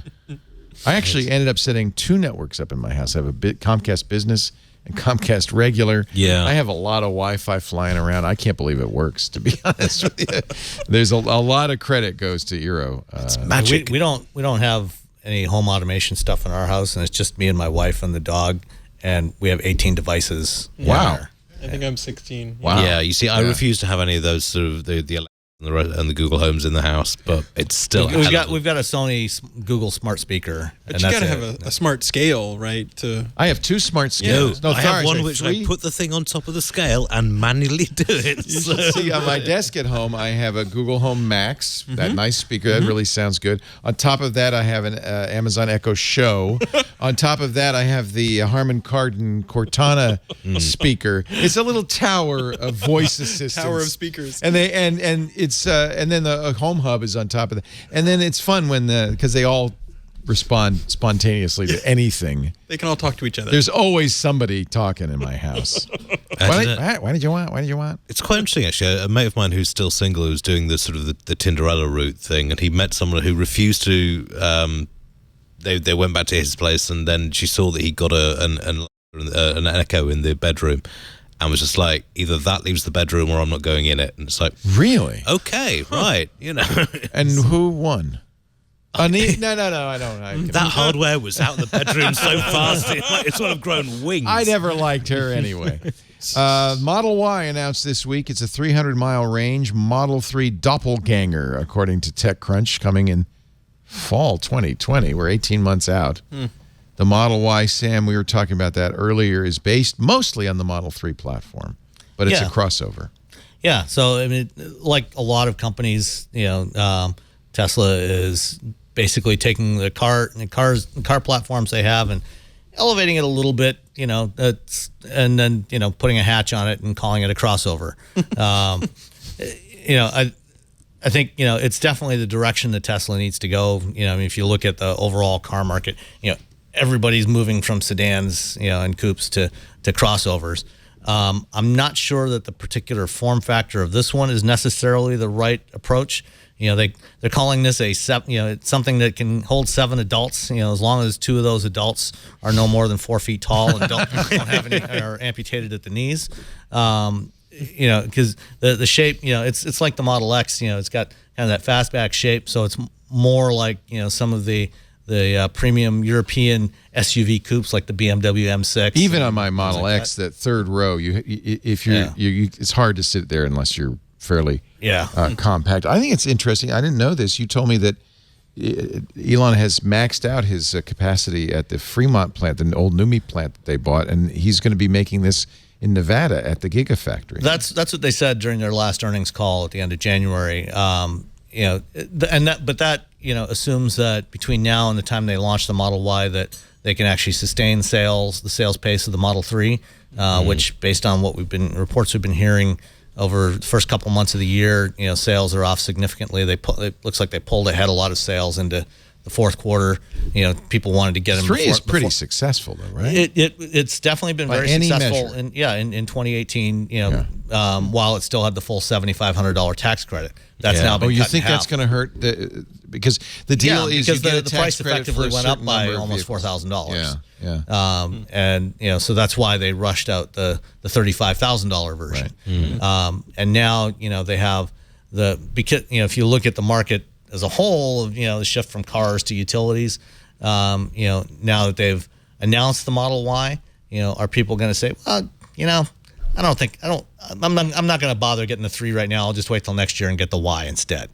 So it could have a little bit of Osborne effect there. Even more than that, there's a lot of competition from normal car manufacturers, metal benders, like Audi, Volkswagen. They've got a number of vehicles Got that coming. Kia Niro EV sitting out there with 240 miles of electric range. It costs $37,000. That probably is going to hurt Tesla more than anything. When Tesla was the best choice out there, it was pretty much the only real choice. Except for like lower costs. Short range cars. Now you're getting affordable, longer range EVs in the 200 to 300 mile range area, and so they're going to have a ton of competition. They've already got a lot more competition now than they had a year ago, and there's going to be a lot more a year from now. The other problem is Elon himself. That's really Tesla's biggest self-inflicted problem. Even as a Tesla owner, I have to say I have second thoughts about buying another Tesla because I'm not convinced that Elon is going to, if that company is going to survive even. What if he gets into Grimes' stash again and goes absolutely nuts on Twitter? Is that what happened, do you think? Rumors have abounded about that. Bloomberg Businessweek had a very kind of scathing piece this week about the Tesla whistleblower. There was a Tesla security manager, I think, who, he's the guy who told Bloomberg the story, but there was a whistleblower that Elon just went ballistic on, in effect. A guy named Martin Tripp. He worked in the assembly line at the Gigafactory, and Elon saw him as a dangerous foe who engaged in extensive and damaging sabotage. And which in Elon world means that he wasn't worshiping at Elon's feet. Yeah, exactly. He told the truth. Yeah. I mean, this is one of the things that I found highly amusing about Silicon Valley in particular is the zero tolerance for leaks and the way that people freak out about this. HP lost a CEO over the fact that he was so frustrated by leaks that he tapped into journalist details. Elon goes nuts about this. Apple goes nuts about this. One of the things, and we don't know who did it, but Tripp sued Tesla for $167 million. Same day, the sheriff's department in his hometown was tipped off that he had planned a mass shooting at the Gigafactory. He had not. This, who knows who made that call? But police had to confront him, and it was very upsetting. I imagine maybe even very dangerous. How far would Elon go if he saw you as an enemy? Apparently pretty far. If you win it, another reason. There's a chilling effect. I don't want to say anything bad about the cave diver. I was going to say, if he's willing to call a cave diver a pedo and then double down on it. Yeah. Well, and to say that he doesn't respect the SEC. He signed this settlement agreement with the SEC last fall after his $420 going private tweet, and in Tesla's official response last week to the SEC's complaint, he called it an unconstitutional power grab. Yeah. Well, by the SEC. Well, also, in this statement from, and I didn't do it anyway. Yeah. Well, and this statement from from Tesla's official response to the contempt petition from December 11, 2018, when the communications policy became effective, until the commission's extraordinary court filing following Mr. Musk's February 19, 2019 tweet. Mr. Musk did not seek pre-approval for any of his Twitter communications. Which he's supposed to do. Which is anything that is remotely material, he's supposed to get approval. So they acknowledged in their response to the contempt petition that he did not request pre-approval for any of his tweets. So, clearly he's completely flaunting, the agreement that he signed and also paid $40 million in fines for. Yeah. It bothers me because, this has been the story for the last few weeks. Instead of the amazing things he did, SpaceX did with the Dragon crew vehicle, successfully launching it, docking with the ISS and bringing it home. No crew aboard, but this is a test for later manned missions. That should be the headline. And his successes should be the headline. Right, but he keeps undermining himself by opening his mouth or firing off tweets, and then he's enabled by people like Jack Dorsey, who called him the best Twitter user out there. Yeah, Jack Dorsey, the CEO of I'm sure Twitter, loves him. Yeah, quite sure he does. But, I can forgive Elon Musk a lot because SpaceX really has revolutionized orbital delivery in a way that would never have happened otherwise. On the other hand, he needs to stop being quite so stupid with his cleverness. He really needs to dial it back a bit and maybe just think about the interests of his companies rather than my need to shout out about stuff.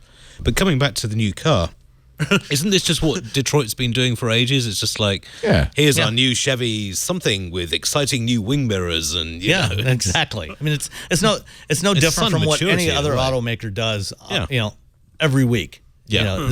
This is not new. There's no news here. Now, if you could just stay off the weed and get on with it. But who is it that Elon listens to or would accept as a coach? Ugh. No one. There is no one. That's the fundamental problem. There's a certain similarity to this between this and the man in the White House. Very much so. I mean, there aren't that many people I can think of that are like this, but who just feel like, well, I should be able to say whatever I want on Twitter. I think. What is this a cultural thing? Is there something going on in the world that? Well, I think in Elon's case, part of it goes back to his experience in the 90s, and the early 2000s with Zip2 and then especially with PayPal, where he kind of got pushed out of PayPal, and he has resented that ever since. After his experience at PayPal, after the buyout, and then he got pushed out. He made a commitment to himself, and Ashley Vance talks about this in his biography of him. That he never wanted to relinquish control of anything that he did ever again. Right. He did not want to be pushed out again, which is why he retains such a large equity stake in both SpaceX and Tesla. It's like about 23% of both of those companies, and but in order to do that, because he's had to raise so much capital. He has had to borrow huge amounts of money personally in order to, every time they sell shares, to buy up a bunch of those shares himself in order to keep from his stake getting diluted so that he doesn't lose control. So he owes banks. He personally owes banks, not the company, but he himself owes about $800 million for money that he has borrowed to buy Tesla shares every time that they have sold shares over the last several years.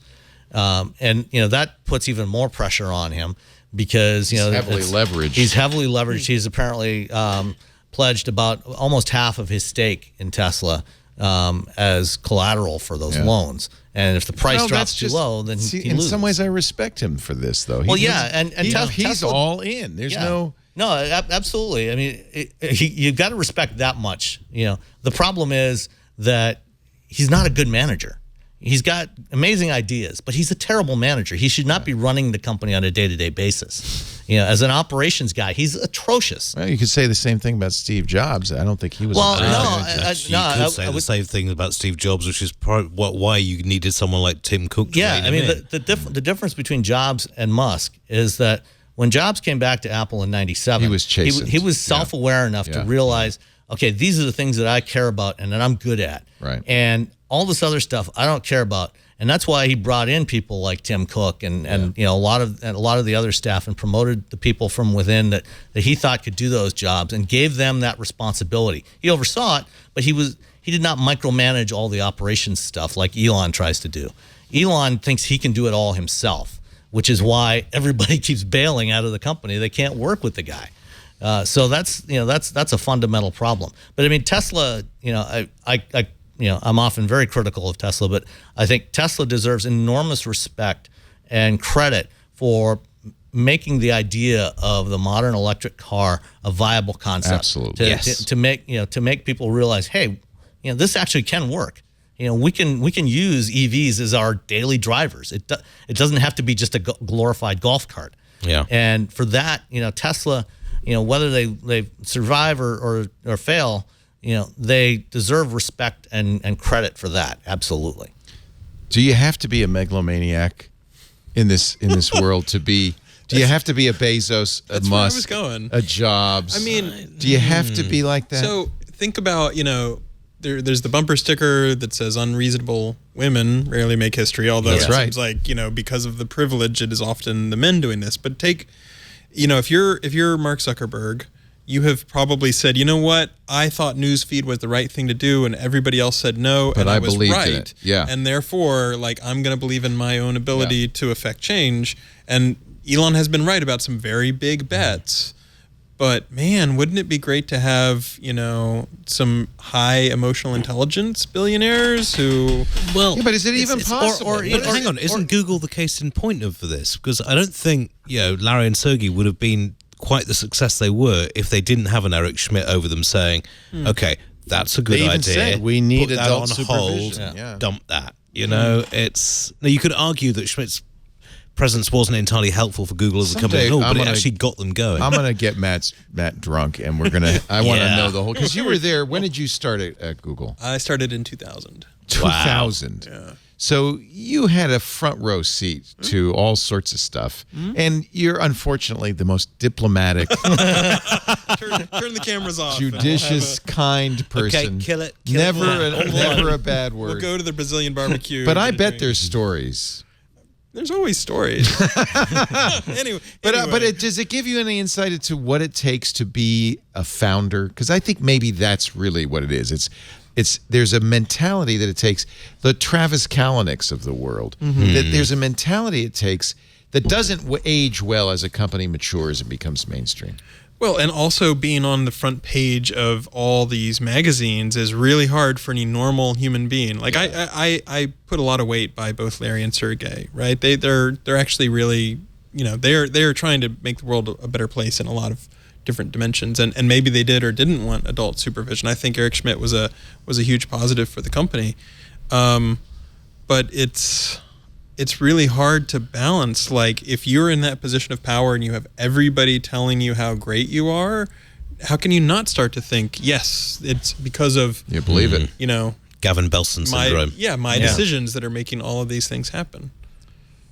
In fact, this is kind of a modern illness that we have, because the kind of amazing fame and wealth that we're bestowing on people, and it is very difficult. The number of people who've survived that kind of attention and that kind of wealth. Also, you have an entire class very now. Few. In the way that the Carnegies and the Mellons sort of 100 years ago, you have an entire class of people now from private assistants to public relations people to the rest, whose entire job is to basically tell you how wonderful you are. Yeah. It's like Henry Ford didn't need this stuff. He just went ahead and did what he did. And he was a deeply flawed human being too. Deeply flawed. Ooh, yeah. That's not a good example. Well, okay, fair point. But crazy no, forever. I mean, to your point though, you're right. He didn't need a PR staff to gain that fame, and yes, I think to really get an enterprise like that off the ground, you probably do need somebody that is. You don't need a nice guy. Is in some respect deeply flawed as a human. But Thomas Edison was not a nice guy. Scumbag. But to turn that from an amazing startup into something that is going to be a sustainable business that's going to continue to employ people. That's when you need adult supervision. You need somebody more rational. And at some point, it's the company's got to grow up or flame out. Yeah. And I hope that Tesla doesn't flame out. Because they have done a lot of good, but I don't think that as long as if Elon stays in place, I think that it's going to be bad for the company as a whole. I think every CEO needs at least one person who can take them to one side and say, look, you're being a wanker, dial it down and rethink. That's what I have you for, Iain. How many times have he said, you're being a wanker? Well, it's a lot of people. No one isn't at one time or another in their lives. So. I know I have been more than I have been this weekend at least. So, It is St. Patrick's Day. Do your people celebrate? Amazingly enough, no, we tend not to. They don't need such an excuse. Well, I mean, traditionally, St. Patrick's Day wasn't celebrated in the UK. I don't even think the Irish celebrate it, really. Hardly. It's a made-up American holiday thing. Yeah, okay. But on the other hand, if you present an excuse for large-scale public drinking, the Brits are there. They're there. You know what? I have to say, I've been watching the Peter Jackson film about World War I. Have you seen this? Oh, yet? no, I haven't seen it yet. Is it streaming it somewhere? It is now available for download on iTunes and other places. Wow, is that a powerful indictment of World War I? Oh, the lions led by donkeys. Yeah, and yet at the same time, you really get a sense of the indomitable British spirit and the really poor dental work that early century Brits had to suffer. You know, one of my favorite Simpsons moments is when the dentist unleashes the great book of British smiles. And it's like, no, enough. Our dental work isn't that bad. I don't have perfect teeth. It wasn't so great in 1916. I'm just saying. No. It was bad, but I got highly recommend it. They shall not grow old. He takes the old archival, shaky black and white footage. He's not only colorized as he's got the timing right. So they were using hand crank cameras. So he's smoothed it out, and he's added overdubbed voices because they got lip readers in to see what people are saying, and then hired people from the same region in the UK. Oh, fantastic! So he's gone that detail. It's really impressive, and it is. But yes, dental. We all knew World War I was horrible. Yeah, you have no idea. No, until it is incredibly graphic. Well, even the generals had no idea. There was a famous recounting of one of them who was after the armistice in 1918 walked around. He was just like in shock. It's like, we sent men into this. Horrible, just horrible. And yet, boy, the Brits that went out and came back, and they have interviews with many of them. That's why the sun shall never set. Well, actually, it has set, but honestly, it's not going to set. Well, you know, it's like give it another 4 years. You might be asking for the Queen back. You never know.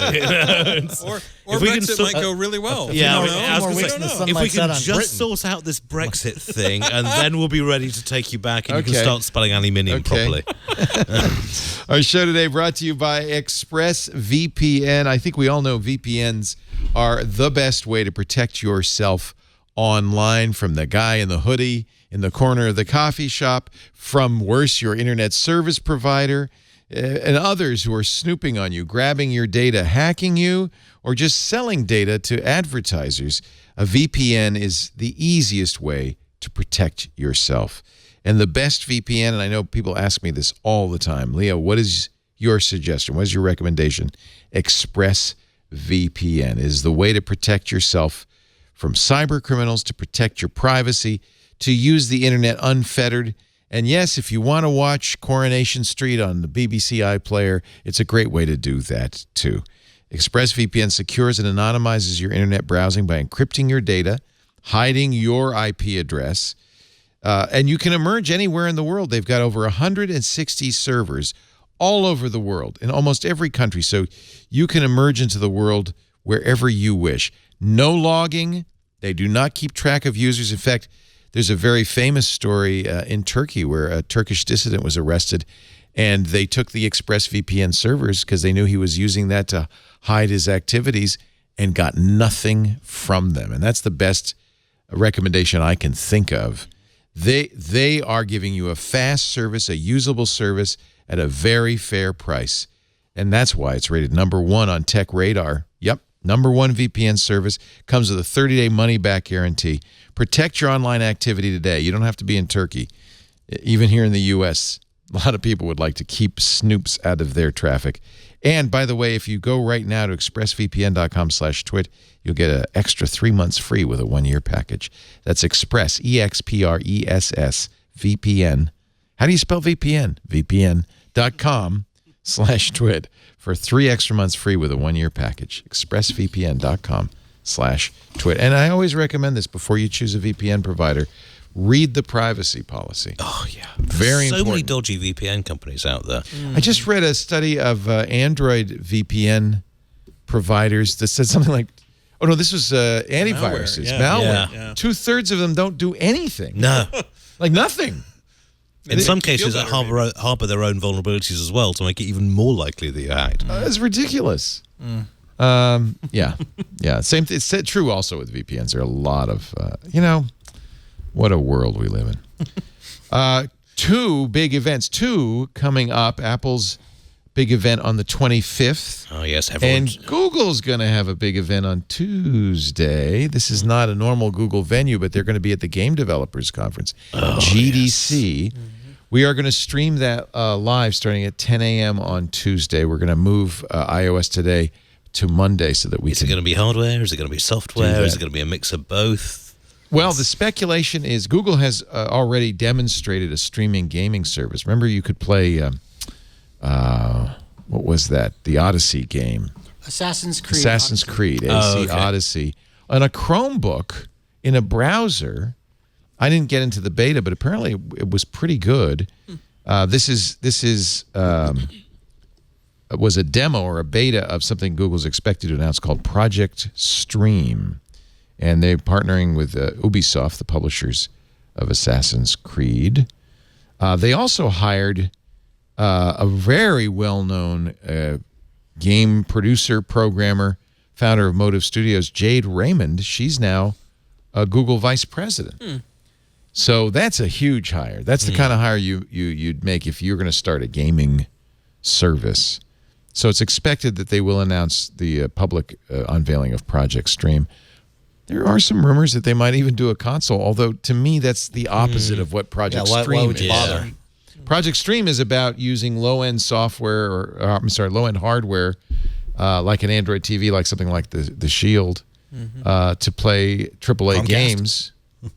Yeah, right. Chromecast. I mean, a Chromecast type model for this could work very well. I mean, they need new areas to get into. It plays to their strengths.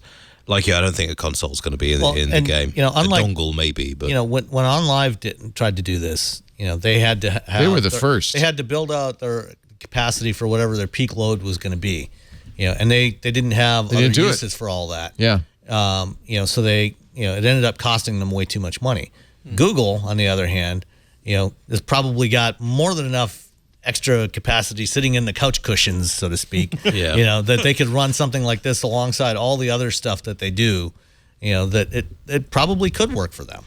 OnLive was acquired in 2015 by Sony, and Sony does have a streaming gaming service. Microsoft has announced that they're going to do something in the years to come.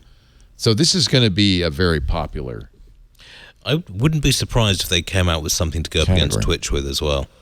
Amazon owns Twitch, which is Microsoft has Mixer. Yeah, so I don't know. Google has YouTube. It has YouTube, but YouTube it doesn't seem to be as popular with the game streaming things as other platforms. So maybe they're doing a renewed push in that area. I mean, the fact of the matter is gamers will spend a lot of money, which is what you really, really want from customer base. But is that why Google's doing this? It's Google's next big thing. I feel like, for instance, the example I give is Microsoft's HoloLens, which clearly looks like a product by itself. But at their most recent HoloLens 2 announcement, it became clear that really what this was is a demo of Azure services. that it was a piece of hardware that had its own merits and its own use in enterprise, but really that the power of it came from Azure. And in fact, it's being branded as an Azure service. And I wonder if this is a way for Google to show how great their cloud services are. Matt Cutts, what do you think? Could be, or maybe how good Google Fiber is. Who knows? No, I think you're wrong there, Matt. I'm joking on that I'll call you on that one. I'm joking on that one. It's interesting because they do have the computing capacity. Easily. So it was funny during, Is it Pi left Day. over, though? I mean, that's why H&R Block started CompuServe, because nobody was using their computers at night. But I think Google's being used 24 hours. Did you see this story about a Googler computed pi to 31.4 on Pi Day, it was a bit of a PR grab. For Pi Day, which is self-referential because it's like, Emma, Haruka, wow. That is pretty funny. And by the way, Google published it in their cloud blog, so it's clearly they've got the computing capacity. Just left over, hanging around. Oh yeah, they could, is there peak? Is there ebb and flow? Yeah. Like it's whenever, if I remember it correctly, it's when the sun is over the Pacific.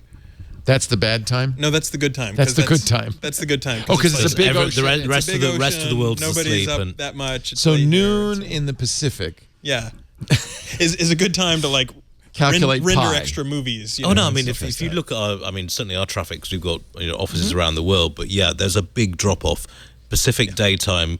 When the West Coast goes to sleep, you got to wait for China to wake up. So that's when you fit it in. And there aren't that many people in Hawaii doing stuff. Google operates at such scale, and I know that they're always putting new centers online. I mean, it's just it's a constant thing, right?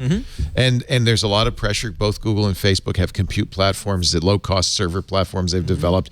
Wasn't it Google that was putting them in containers? They're putting them on barges. Yeah. The issue isn't, we got too much capacity. The issue is we can't build it fast enough. But no matter what, there's always a little bit of extra capacity that you could, utilize for other stuff. So that's what you're going to do. You're going to say, well, let's do a gaming service in which all the burden is on the servers. One other thing that could be doing is it could be exclusively racing games and being used to train Waymo self-driving systems. Wait a minute. You know what, though? I like that idea. That is not a bad idea. It's a bad idea. It's a bad idea? Yeah, you wouldn't want to train from people that are not good enough. It is actually a really bad idea. No. Actually, there is merit in it. You're right. I do have this idea of a generation raised on Grand Theft Auto just going, let's drive through the supermarket. But actually, on the other hand, it could be used to train an adversarial AI, to challenge the real stuff. So here's the driver you want to avoid. Yes, I mean there are actually some potentially positive use cases there. I have to say the latest Google Captcha, which must drive you nuts. It must drive me nuts. Where you're supposed to tell Google, is that a traffic sign? Is that a storefront? Well, that's clearly you're Waymo, right? You're annotating training data for AIs. Yeah. I mean, this is something. Yeah, but it's all driving stuff. Yeah. Well, no, I mean, this is... Well, driving and, just general, object classification and identification. But for a while, Captcha was reading street numbers because they were having trouble with Street Maps, Street View or whatever, figuring out what that number was. So you'd get a number that was like a picture of front of somebody's house, and you'd have to tell them what the number was. Then they got rid of that. And the latest one, which is the most annoying Captcha ever in the history. Which section of these pictures have a sign in it or something? Oh, God. And then it says, which of these you pictures didn't get rid of have a car all of them. Which of them has a bus? Which of them has a pedestrian? But if you ever get to the point where you can't solve the Captcha, that's when we know we're in trouble. Yeah.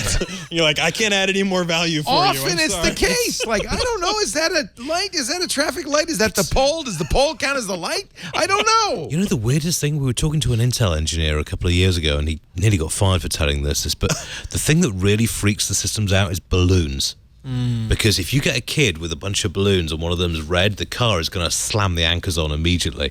And they still haven't figured out a way to just, because these things can be trolley anywhere. problem, it's the balloon problem. Well, you know what? Actually, it turns out one of the most challenging parts of building an automated driving system is like you have the first part of the stack is the perception. That's where it's taking in all the sensor data and trying to classify. Here's all the objects in this field of view. Okay, so you got that. Once you've classified those objects, the next step is the prediction. You have to figure out what those objects are going to do next. And then that feeds into the path planning.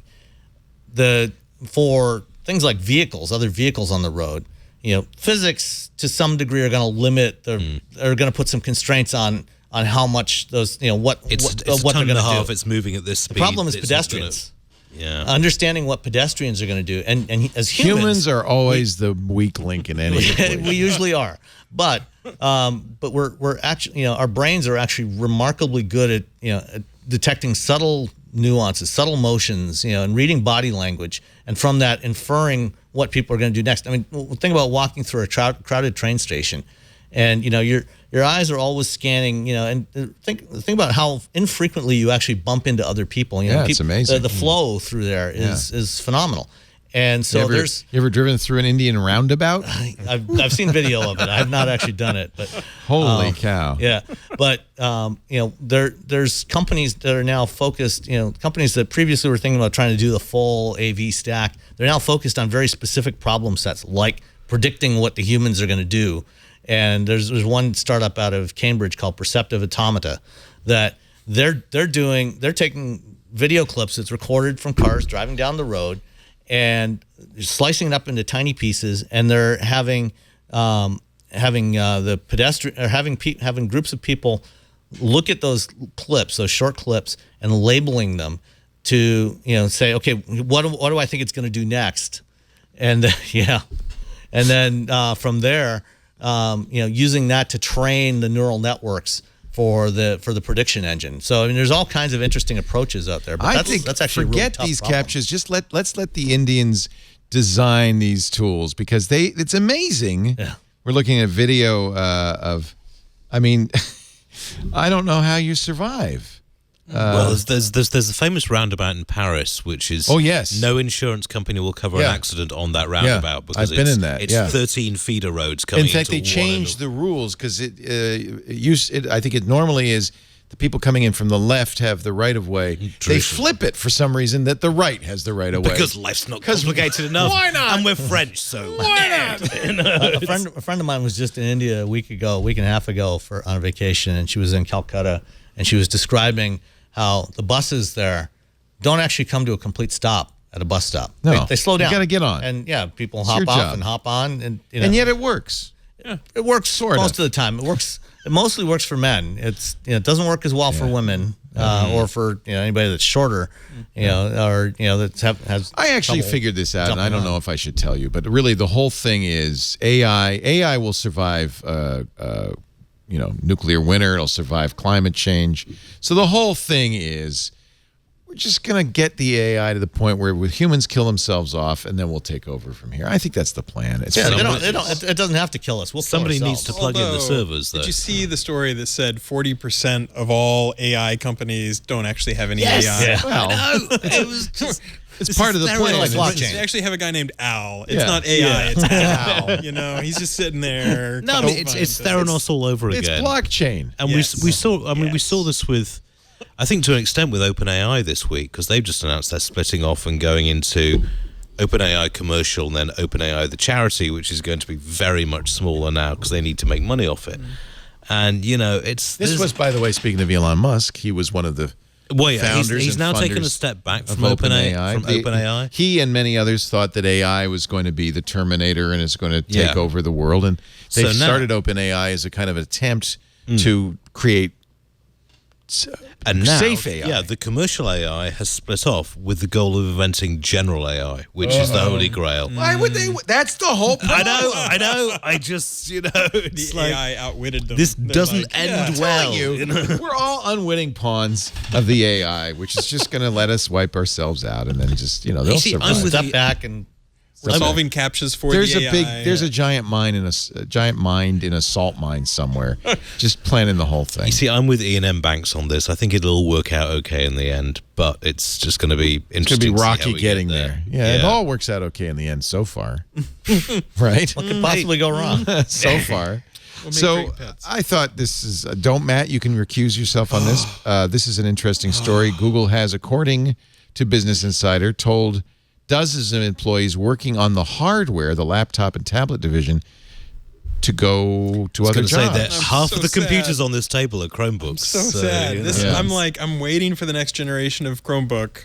I want an actual laptop. I don't want a yoga whatever. Well, you were disappointed this year. They introduced the Slate instead. Right. Pixelbook is a beautiful work of art, although I notice you're both using the really old Pixels. No, this is the newer one. Is that the Pixelbook? Yeah, no, this is the original. No, it's not the Pixelbook. No, you're one behind. It's the Chromebook Pixel. No, but this was the last good laptop they made. The Pixelbook's good. Ugh. Bezels are like this big. And try using it on your lap in a crowded train. Okay, no, I'm not talking about the Slate. I'm talking about the previous years. With the huge bezels. Bezels were bigger than that? With the little tiny screen. Oh, yeah, much bigger. Yeah. And now, do I not get an Atlas or whatever their internal Chrome? Well, if you have the original Pixelbook, which Mr. Thomson does, yes, that's out of support. I'm going to have to rip out and put a version of Linux on this, which I've been putting off because it's going to be at least 2 weekends' work. It's got a touch screen. It's so good. Google, please, just need one more to get me another 5 years. The problem with working with someone with people in it, where most people use Apples, is where you're looking at the screen. Okay, now just. Oh, hang on. You don't do touch screens, do you? You're Apple. So this is something Google does all the time. The division that creates they get you really excited and then they kill it, pull it out from under you. They're called the Create division. They're still going to make, I take it, Pixel phones. Phones aren't mentioned in this. And that has been a slowly growing division for Google. They actually did pretty well with the most recent Pixel 3s. I love my Pixel 3. Yeah. Yeah. I missed the Nexus range. According to... I missed the price of the Nexus, bro. Yeah, exactly. This is a much better phone, though. Business Insider quotes one source that says that Create had a bunch of stuff in the works. So that's going to pare down the portfolios in the... They mention you by name, Matt Cut, saying... they don't. No, they don't. Release the hardware. Release the hardware. No, I mean, they made some genuinely good changes. Getting rid of the caps lock button and replacing it with search was inspired. Yeah, that's a good the idea. first thing I always take off any keyboard. So can I tell you, my mom recently, I hope my mom doesn't listen to this podcast, but she recently had some people call and say, hi, we're from Intuit. We need to get on your computer to fix your QuickBooks. And she's like, come on in. And this is finally the chance that I have to be like, guess what, Mom? You're getting a Chromebook. Yep. Of course, now she's like, I don't know where my files are. I'm like, they're here. They're in the file. Yeah, that is one of the things I'm not as keen on it. Plus the lack of gaming support. Sure. But maybe Project Stream will. Well, maybe, yeah. You know, it's just, but if I want to fire up my old copies of Age of Empires 2, then I have to go to a Windows machine. And it's about the only time I use a Windows machine. It's going to be said it's for gaming, but... I think Age of Empires is an excellent reason to have a Windows machine. Oh, it's such a good game. That and Civ 2, if I'm trapped on a desert island, that's what I want. You know, you could build your own civilization right there on the desert island. Well, indeed, but I'm married, so I can't afford to be spending 40 hours on a game these days. Let's see. Should we talk about Apple's event? That's coming up too. And Mark Gurman tweeted something interesting, and so we're going to watch with interest. Apple's event is a week from Monday, March 25th. The invitations say it's showtime.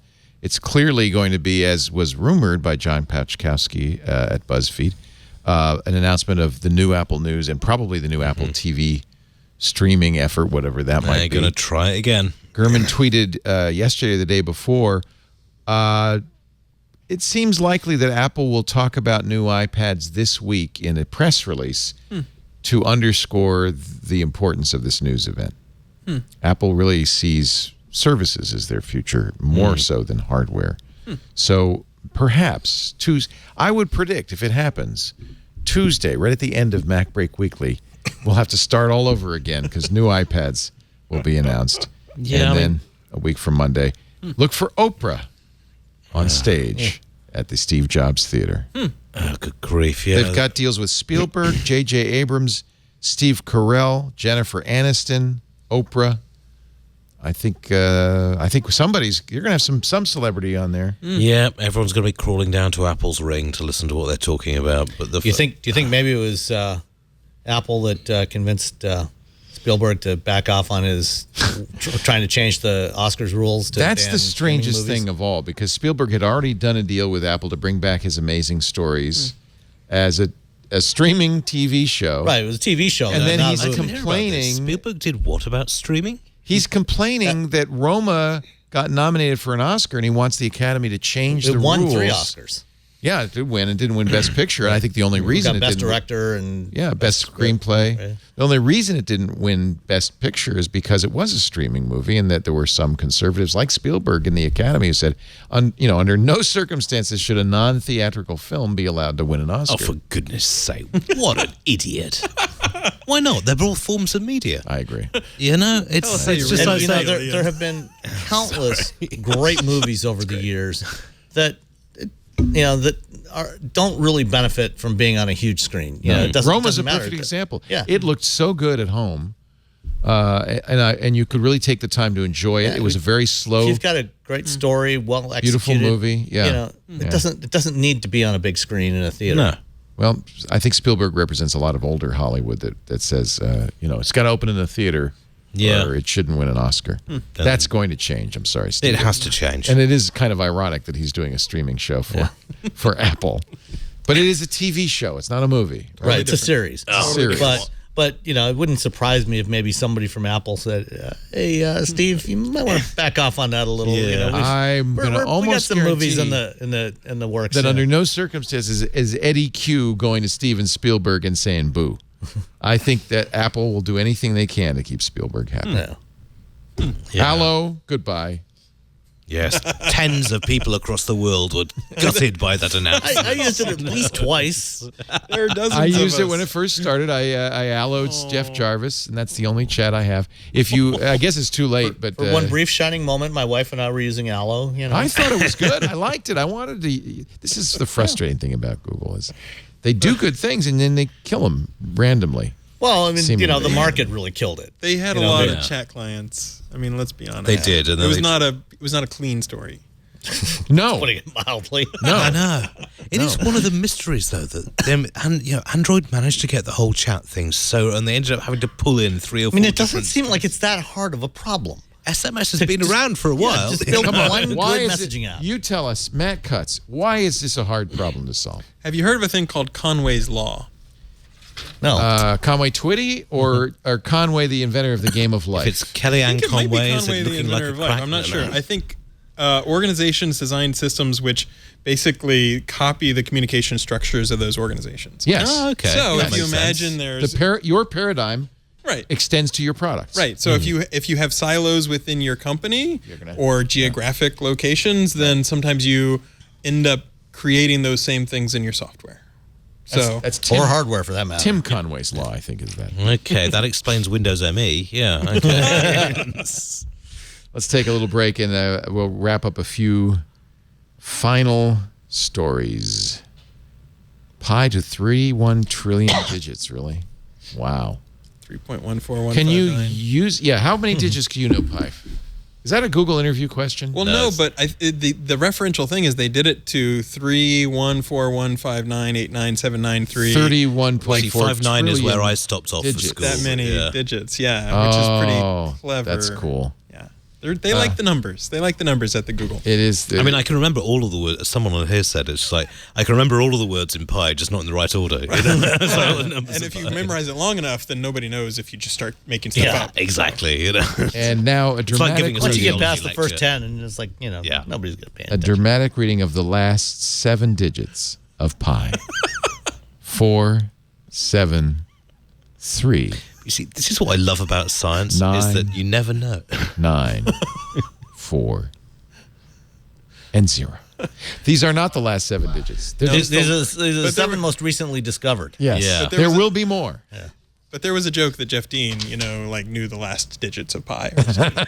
Now he does. I don't know. See, I think there's a good science fiction story to be had in computing power getting such that they suddenly realise that pi is in fact a repeating system. It's we have not to an irrational rework number. The We entire know. fundamental forms. Mollie the of crab math. is in there. Yeah. There's a little note in there saying, sort of, congratulations, you've reached God level status.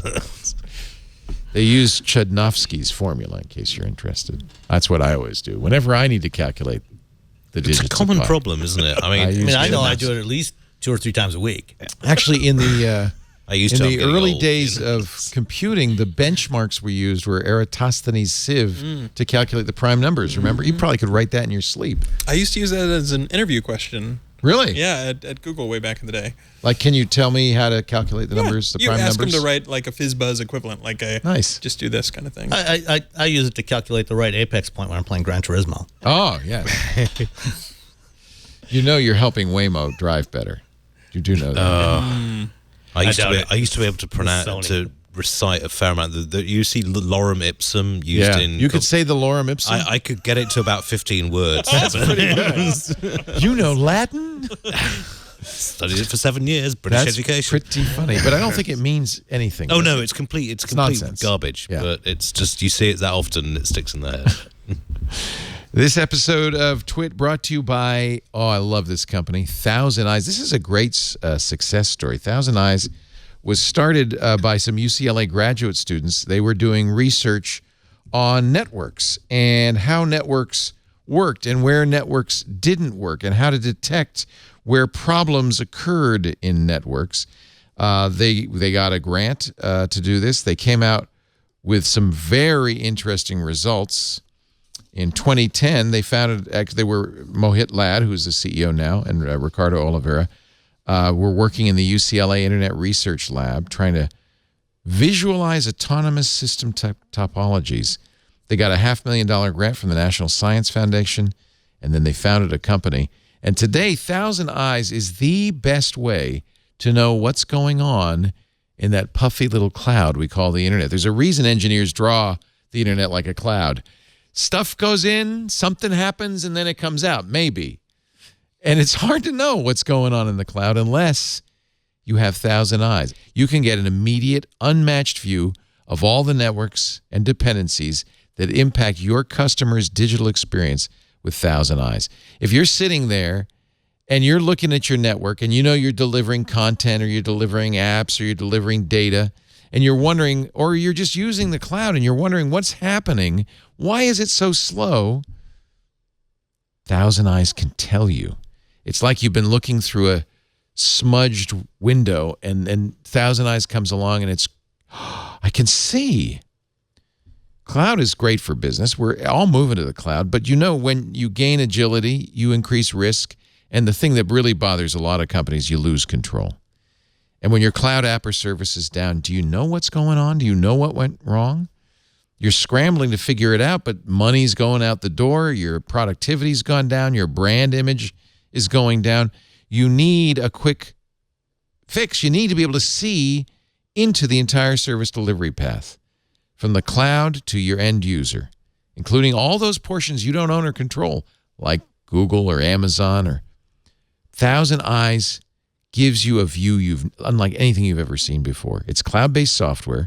It's built specifically to help organizations do the cloud right. They have a massive array of vantage points, and they are everywhere. Cloud providers, the global internet, even down to the Wi-Fi in your local coffee shop. This is not passive old-school IT monitoring, which is essentially siloed. You only see what's going on in your data center. Thousand Eyes' unique path visualization technology extends beyond any boundaries, letting you see, understand, and fix, even improve the experience for all of your apps, your services, your website. This is an amazing solution, and it's a great way to, for instance, choose the right cloud for your needs, to connect to the right SaaS instance, to see issues before they impact you, your customers, and your employees. Top banks use it, enterprises use it, SaaS companies use it. The world's fastest, best brands are using Thousand Eyes software to do the cloud and do it right. You got to check it out. Go to thousandeyes.com/twit. Here's a little booklet you can get there and give to the boss. You don't want to challenge them with too much technical detail. You can give them this 5 cloud migration challenges you shouldn't ignore, but it's a great way to open the conversation. Boss, we need Thousand Eyes so that we know what's happening up there in that puffy little cloud. If the cloud is important to you in the future or today, you need Thousand Eyes. Go to thousandeyes.com/twit. thousandeyes.com/twit. Thousand Eyes thrive in a connected world. It's a great story, the Thousand Eyes story, and Mohit is really a neat guy and fascinating, and boy, do they know what's going on out there. Verizon is going to launch 5G service in Chicago and Minneapolis. Yeah, right. Sorry, I'm just Are not you on the... skeptical? Oh, me? Skeptical Actually, about it? You'll have to have a Moto Z3 with the not so far non-existent 5G mod. And with a little sort of symbol saying, telling you it's 5G. And it's going to be so long before we have any significant amount of 5G. I got really irritated last week. I was listening to Peter Kafka interview Randall Stevenson, CEO of AT&T. Yeah. He asked, and the first question he asked him was, why do we need 5G? Make the case for 5G. The first thing out of Stevenson's mouth was, well, we needed to enable autonomous cars. Because, with 5G, with no latency, we'll be able to take all that expensive computing hardware out of the car and move it into the cloud and control them that way. And as somebody who spent a good part of my career working on electronic control systems for cars as an engineer, I was just flabbergasted. So that's not true, because we've been saying that too, that one of the benefits, not the only, but one of the benefits of 5G is autonomous vehicles.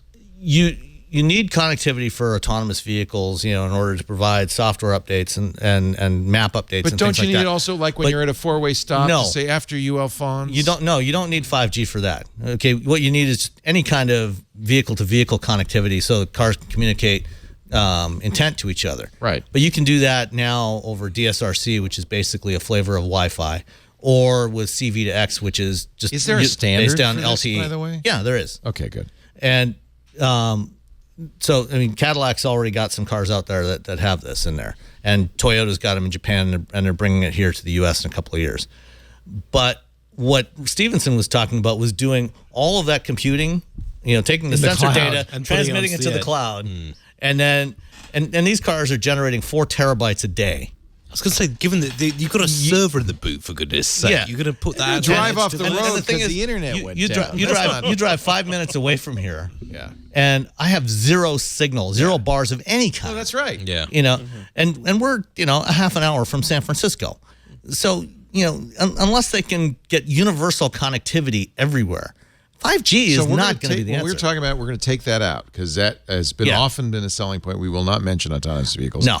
Really, why do carriers want 5G? Is it a moneymaker for them?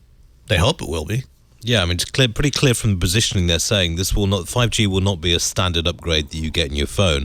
This is something they want to make you spend premium prices for. And in fact, the pricing of this Verizon service in Chicago and Minneapolis is $10 more on top of its existing unlimited plan. So $85 a month for the base Go Unlimited plan for a single line. I swear, $95 a month for 22 gigabytes of unthrottled LTE, 15 gigabytes. By the way, you're going to have higher bandwidth caps if suddenly you get all this speed. We saw that with LTE.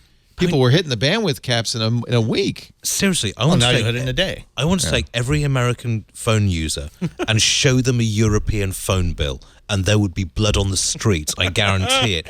We are getting screwed so badly on telecoms charges in this country. It's unbelievable. I just want to transport someone from 2000 to today, and people can say, okay, I want the unlimited plan. And you're like, which unlimited plan? Like, unlimited. Which unlimited? I want the unlimited plan. The one that doesn't have a limit. We have 4 different unlimited plans. They all have limits. Oh, yes. I know. It's insane. The unlimited plan. Yeah. Yeah. I mean, you've got an oligopoly of telcos.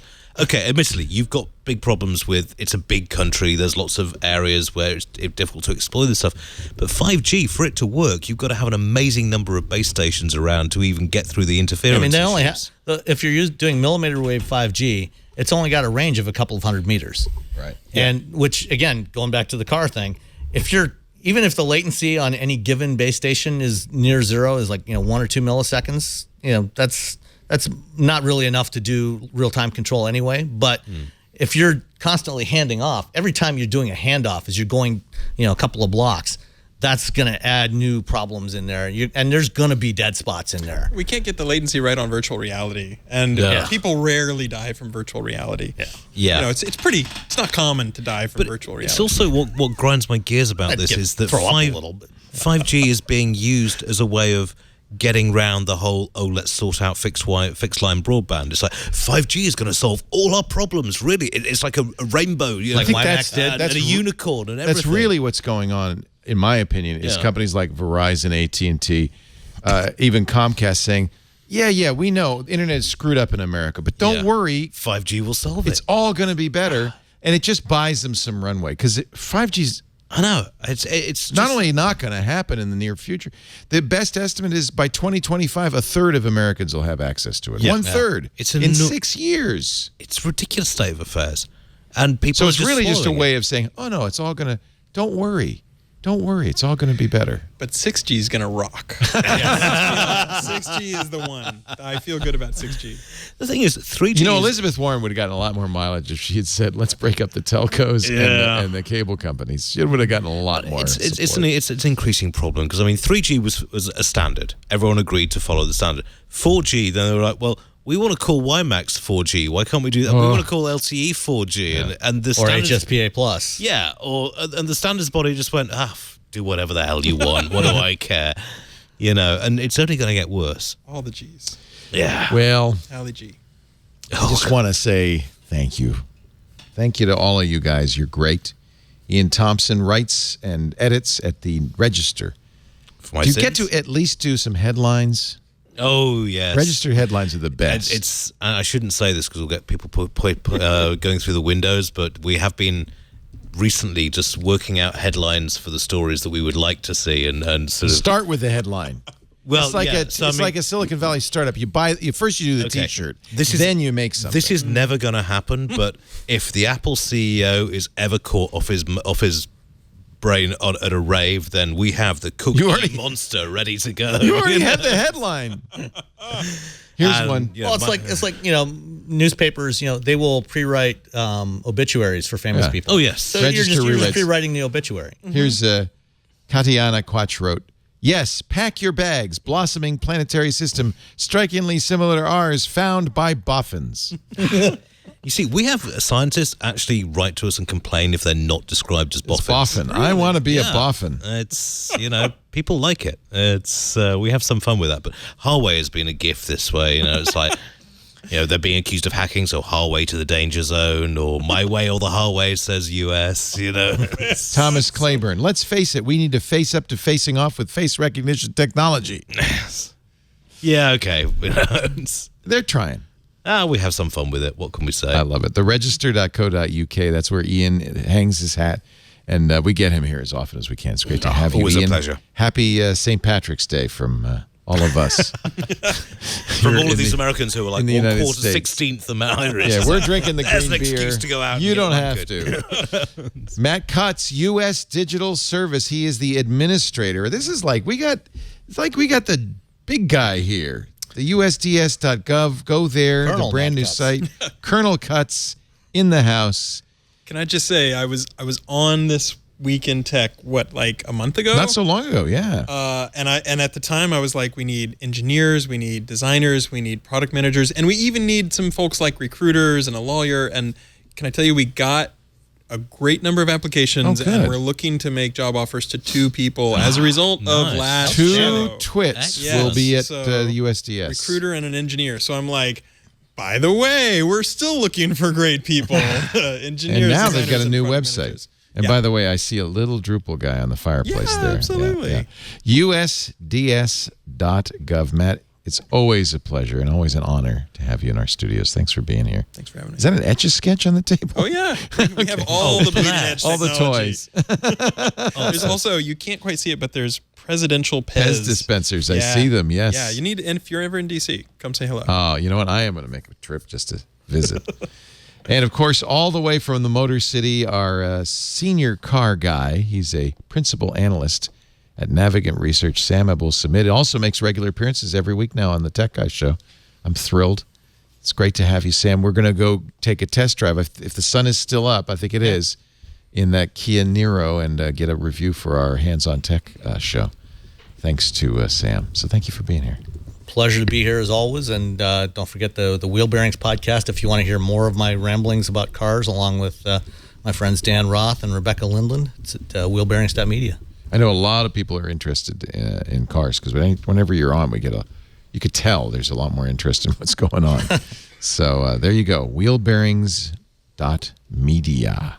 Episode 101. We don't need no stinking badges. And we thank everybody who came to visit today. We had a great studio audience. Yeah. If you want to join us in the studio during the show, just email tickets at twit.tv. We're up here in Northern California in the Petaluma area. The show is Sunday afternoons around 2:15 Pacific, 5:15 Eastern. That's 21:15 UTC. Come on by.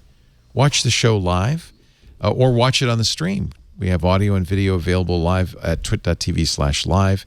And we have, of course, a live stream going of the Google event coming up on Tuesday and then the Apple event a week from Monday. So there'll be some special live broadcasts at twit.tv/live.